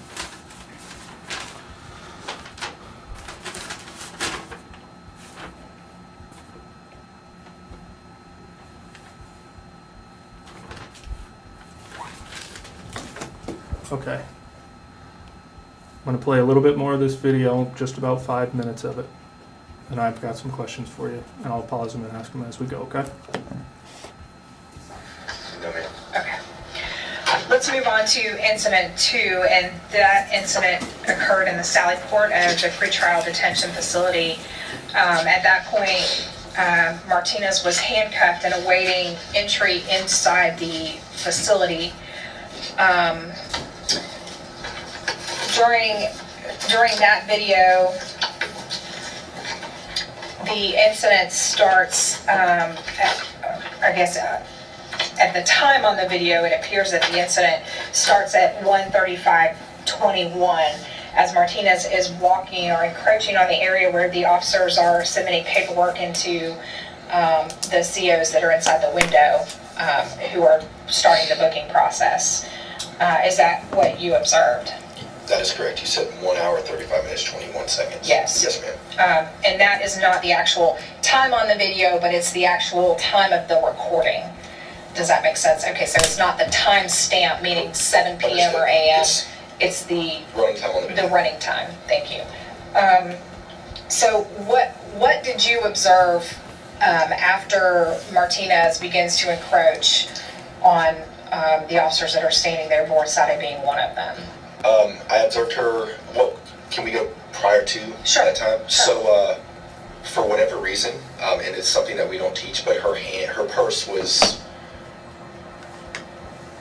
cuffed to her, I guess would be the best way to say it. They had her hands restrained behind her back. Her purse was linked with her arms in the cuffs. That's not something that we do teach, but that's what occurred. And why would that be an issue? Well, first of all, although her hands are behind her back and you can see her in the video, she could technically use that as a weapon. From your review of the video, did you ever see Miss Martinez use her purse as a weapon? No. Which is, you notice her swinging around in her state of her mental state. She's using it to swing around, and not only is she almost hitting other officers, but there's other suspects, other arrestees are in the back waiting to be entered into the jail that she's almost hitting. I don't know who the subject was, but he had the jersey with Smith on. Multiple times did it look like her purse, hit him as well. So that's not something that we train, but it occurred. So she begins to walk toward the officers at that 1 hour, 35 minutes and 21 second mark that we spoke of.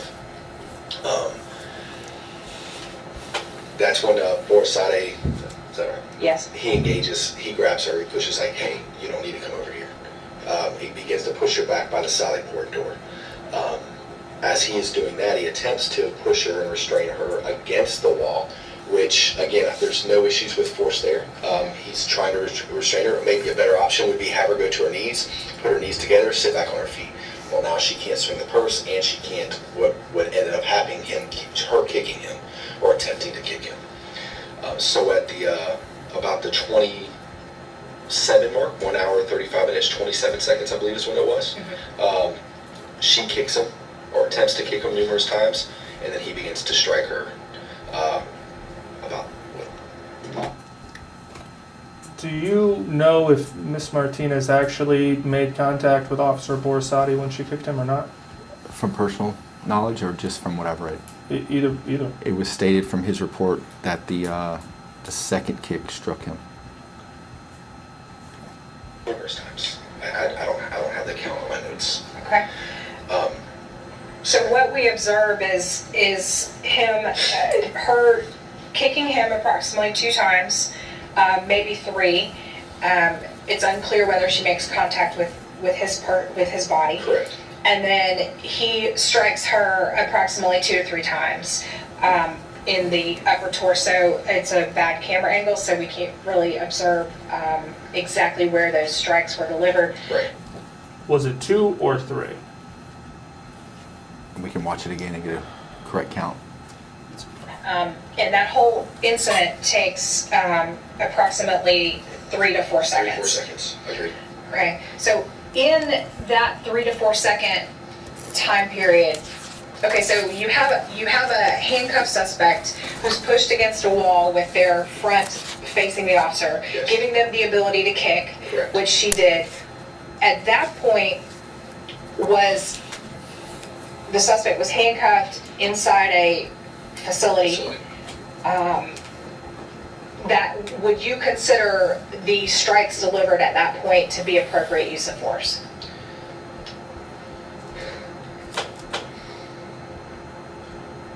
I think that the man, he could have done better things, that should have never occurred. He should have faced her away at a minimum. Do I always think it's wrong, and do I think to paint ourselves in a corner, say you'll never hit somebody that's restrained? I think that's false. Okay. But I think the repeated strikes are what make this wrong. So when you say it's the repeated strikes that you think makes this wrong, what do you mean by that? So as I stated earlier, sir, that and as I stated in the video, that it's unreasonable to say that we will never use force against somebody who's restrained, provided they are using and displaying active physical resistance or some sort of resistance. It always has to be active physical, because there's videos where people miss guns and deadly force is used with people who are handcuffed. So with that being said, if they display active physical resistance, you could use a technique to overcome that resistance. So again, the repeated strikes, and when I say that the repeated strikes was unreasonable, that one of the strikes, if that overcame the resistance, like I said, the one strike, he hits her, she's against the wall, she's not delivering, it doesn't appear that she's resisting. Again, I've never spoken to Borsati to know if he felt her pressuring up against, is she trying to push against him? I don't know, but the repeated strikes, in my opinion, were unreasonable in that situation. We never hit a handcuffed suspect? I think we absolutely can. And why is that? I think if it's a spontaneous response, if somebody tries to kick at you and you do immediately respond with a strike, then again, force, it's a fluid and dynamic situation. And we can't sit outside and say, I would never do this, because we're not in the moment. We don't understand the emotions. Do I think Borsati, maybe should have separated himself from that situation and done some other things? Yes, I know he was a young officer, but that's not an excuse for slamming a victim or a suspect or a victim's head, whatever we're referring to her as, on the concrete. That didn't occur in the second incident. No. Of course, I'm just saying there was definitely, if you look at the onset to that, there was an emotional. He was having an emotional incident. He's probably never in his life experienced a situation like that before. He was having an emotional experience. At the academy, do you teach police officers how to overcome these emotions? Do I? Is it taught as part of the curriculum at the police academy, how to overcome the emotions when engaging in a use of force incident? So I think it's different for everybody. I'm asking you if it's taught at the academy. Specific classes on overcoming the emotions when dealing with use of force? Yeah. No. Do you think that could be something that we could learn from this? I do. Police officers who haven't been exposed or engaged in use of force incidents before, can they be overwhelmed by the situation? I think veteran officers can also become overwhelmed in situations if they've never encountered it before. Fair enough.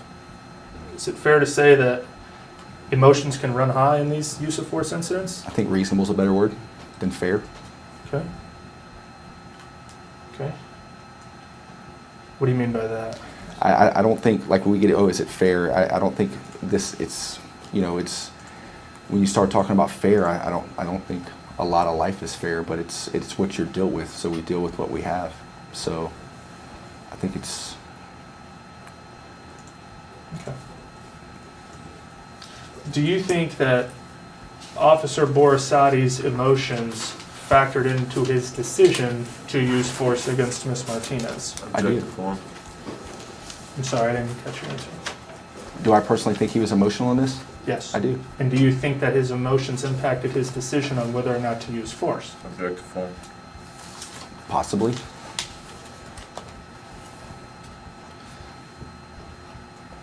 But there's nothing taught at the academy as to how to deal with that, the emotions of a use of force incident, as we sit here today. So we have they have other officers teach stuff, and we talk about, we have to detach ourselves emotionally. It's unfortunately, and that's something I specifically say to my recruits. Okay, guys, it's a job. It's what we do. It's not who we are. But unfortunately, it's what I would venture to say. You probably introduce yourself as an attorney, but it's not who you are. It's what you do. But there's an attachment to that. So for me, my name is Gabriel Rose. I'm a police officer. It's not what I do. I'm much more proud to be a father than I ever am a cop, and I've been a cop and a pretty good one for 20 years. But I think when you're involved in those situations, there's an emotional attachment. Somebody just tried to strike him. He's never experienced that before. I would venture to say that he has never had a woman try to strike him before. So I think there's an emotional attachment to the scenario that he's trying to navigate through that for the first time. And it's super cliche, and I know you've heard it, but it's, experience is something you need, you get after you need it. He didn't have this. Right. Right, no, I get that. But do you think that JSO could do a better job of training people for preparing them to engage in these types of encounters? I think that we do a pretty good job of preparing people, but again, until you're in those situations, you don't know how you're going to act. I've had friends who have killed multiple people, and every single shooting was different, and they reacted different every single time. To say there's one like, here's the stamp, and this is what you're going to do, you don't know. Sure. You don't know. So I think we talk about the use of force, and we talk about the physiological stressors to use of force encounters and what to expect when you feel your heart rate, when you get the tunnel vision, when you get the auditory exclusion. We talk about that, but again, it's a talk, and until you've ever been in those tense, uncertain, rapidly evolving questions, until you're scared, you don't know how you're going to act. Okay. So if I'm understanding you correctly, you do sort of train them to prepare for these emotional encounters, yes, correct? Absolutely. Okay. However, you're also testifying that you believe that Officer Borisati's emotions might have played a role, and as to the amount of force that he's used. My question is, did he follow his training in letting the emotions determine his actions? You should never act off of emotion. And you believe that he, at least in part, operated off of emotion? I do.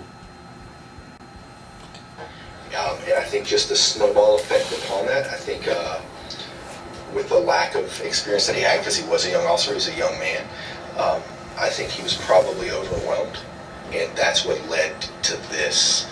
But yes, it is not always wrong to hit somebody who is restrained. Okay, and it's not always against policy to hit someone who's restrained, and we would train for that if the use of force was appropriate. The use of force was appropriate, absolutely. Okay. Now, he had other, I think the issue that we have in this incident is that he had other options available to him being inside a secure facility. She was restricted. Why would the fact that they're in a secure facility, what role does that play in the decision of whether to use force or not? So she can't go anywhere, right? She's in the locked bay. It should be, with the exception of other officers bringing in, or other correctional officers bringing people in. So generally speaking, people don't escape, but it does happen, but a vast majority of the time it doesn't.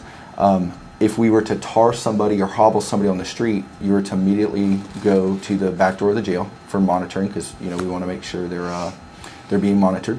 So they're already at the jail, so if that's what she's doing, they could have tarred her or placed the hobble on her. She's already at the back of the jail. It's a decent climate, so the last thing that I want to do is have somebody proned out or tarred on a pavement on a hot day with the asphalt. I mean, even on a cold day, the asphalt can get hot because of the sun.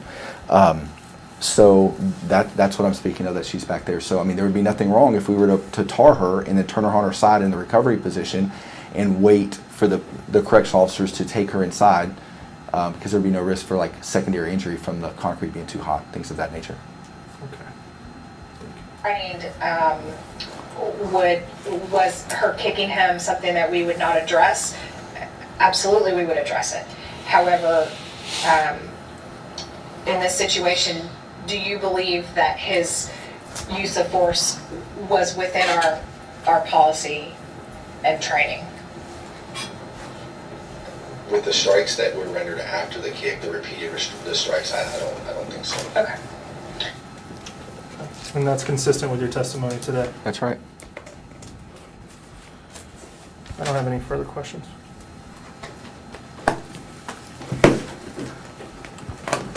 Officer, I have a couple to try to clarify a few blurred lines.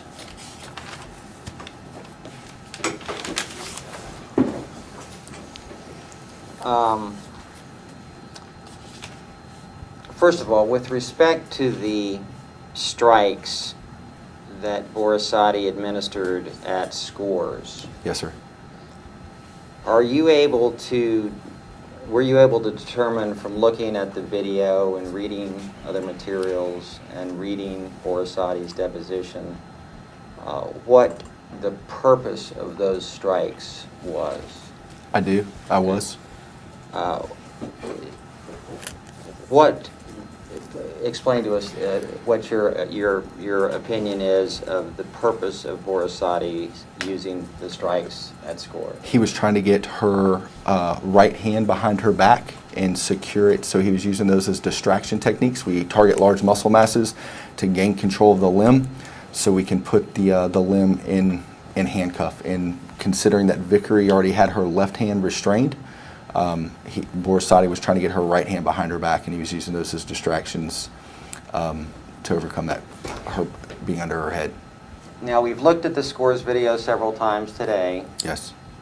And correct me if I'm wrong, but did you observe after the head pushing sequence that Borisati was that he pulled her right arm out from under her body and back around to the back? I did observe that. And was that, is in your interpretation of events, a partial success in response to the use of strikes? I do. Right. Did you see him administer strikes after he pulled her arm from under her head after the push-down episode? I did. And do you have an opinion as to whether those strikes were appropriate? They were. And why were they appropriate? Because even as he pressed her head down, whether it contacted the concrete or her forearm or her arm, he still needed to use force to get her arm from under her body to behind her back, because she was not being passive at that time. She was still, it appeared she was still resisting. So he was using those additional strikes to gain control of that limb. And as you've testified, once she was secured, you observed no force used against her at Scores, correct? That is correct, sir. You read Officer Borisati's deposition? Yes, sir. Do you recall that in his testimony he explained that her arm was under her head on the pavement and that he was not attempting to push her head or face into the pavement? I did read that. If you accept that as true, if you accept it as true that her arm was under her head, and Borisati's statement that he was not attempting to smash her face into the pavement, do you have an opinion as to the movement of her head by Borisati with respect to JSO policy? If he's... What's the question? I asked him to accept things as true. Do you have an opinion? What's wrong with the form? I'm just stating my objection for the No, record. what is wrong with the form? So I can correct it. Please repeat your question.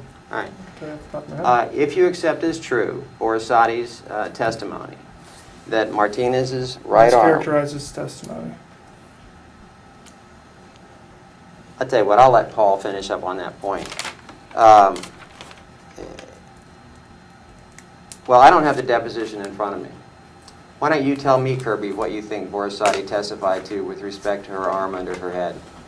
I don't know what he. I don't think he testified that her arm was under her head and that he did not attempt to hit her head into the concrete, as you're phrasing it in your question. Okay. I don't think he testified to that. If you accept his... I'm sorry? I was just saying he did actually testify. Okay. If you accept as true that Borisati,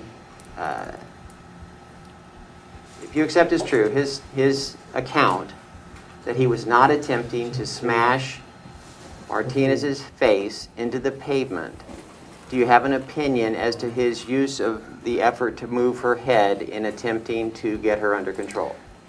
If his Yes reasoning... or no? Yes. And what is that opinion? That if he was trying to control her head to get her arm back, and he knew, and he did testify in the deposition, that he recognized that her forearm was under his head. If he was trying to use that as a distraction to your arm back, that would not be unreasonable, because we do teach if you can control the head, you can control the body.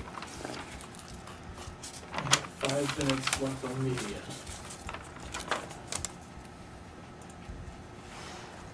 You were asked about the strikes at Scores. You were asked about the strikes at the Sally Port. Would you characterize? How would you characterize? Strike that. Do you, in your view of the video, and you're reading the counts, did you perceive there to be a difference between the purpose of the strikes used at Scores versus the strikes, the repetitive strikes at the Sally Port? Did there appear to? Yes, I did. And what was that? The one in Scores appeared to be to try to gain compliance and restrain somebody who is actively physically resisting. And then the repeated strikes after she kicked him and was able to push her against the wall. I didn't see the need for the additional strikes after the first. I don't have anything else.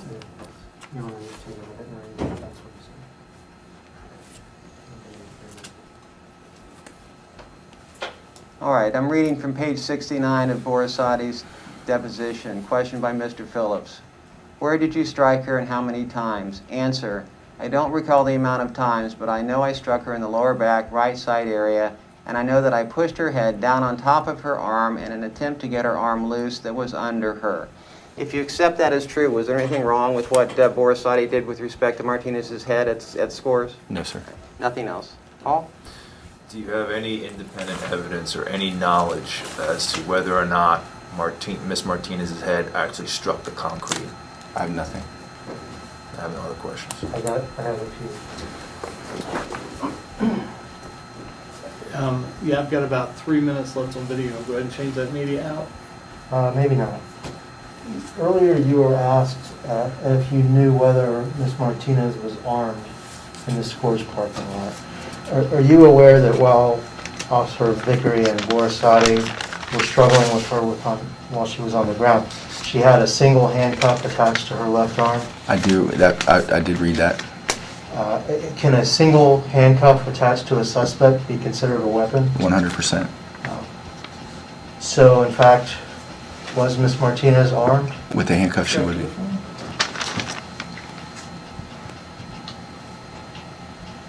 That's all I have.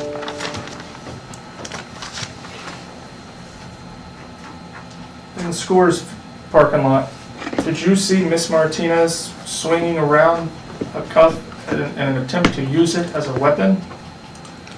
Sorry, it was from the angle that I have with what I've seen. I don't recall. Is that a no? We could view the video if you like. If you need to. It probably would need to change media. You know what, it's fine. We play it at trial if we need to. Okay. Yeah, I don't have any further question. That's fine. Okay, we'll read if it's transcribed. Okay, that concludes this deposition. It is 4:03. If you enjoyed this video, please subscribe, give this video a thumbs up, and press the notification bell. Additionally, you can view our playlists and most recent videos. Thank you for watching.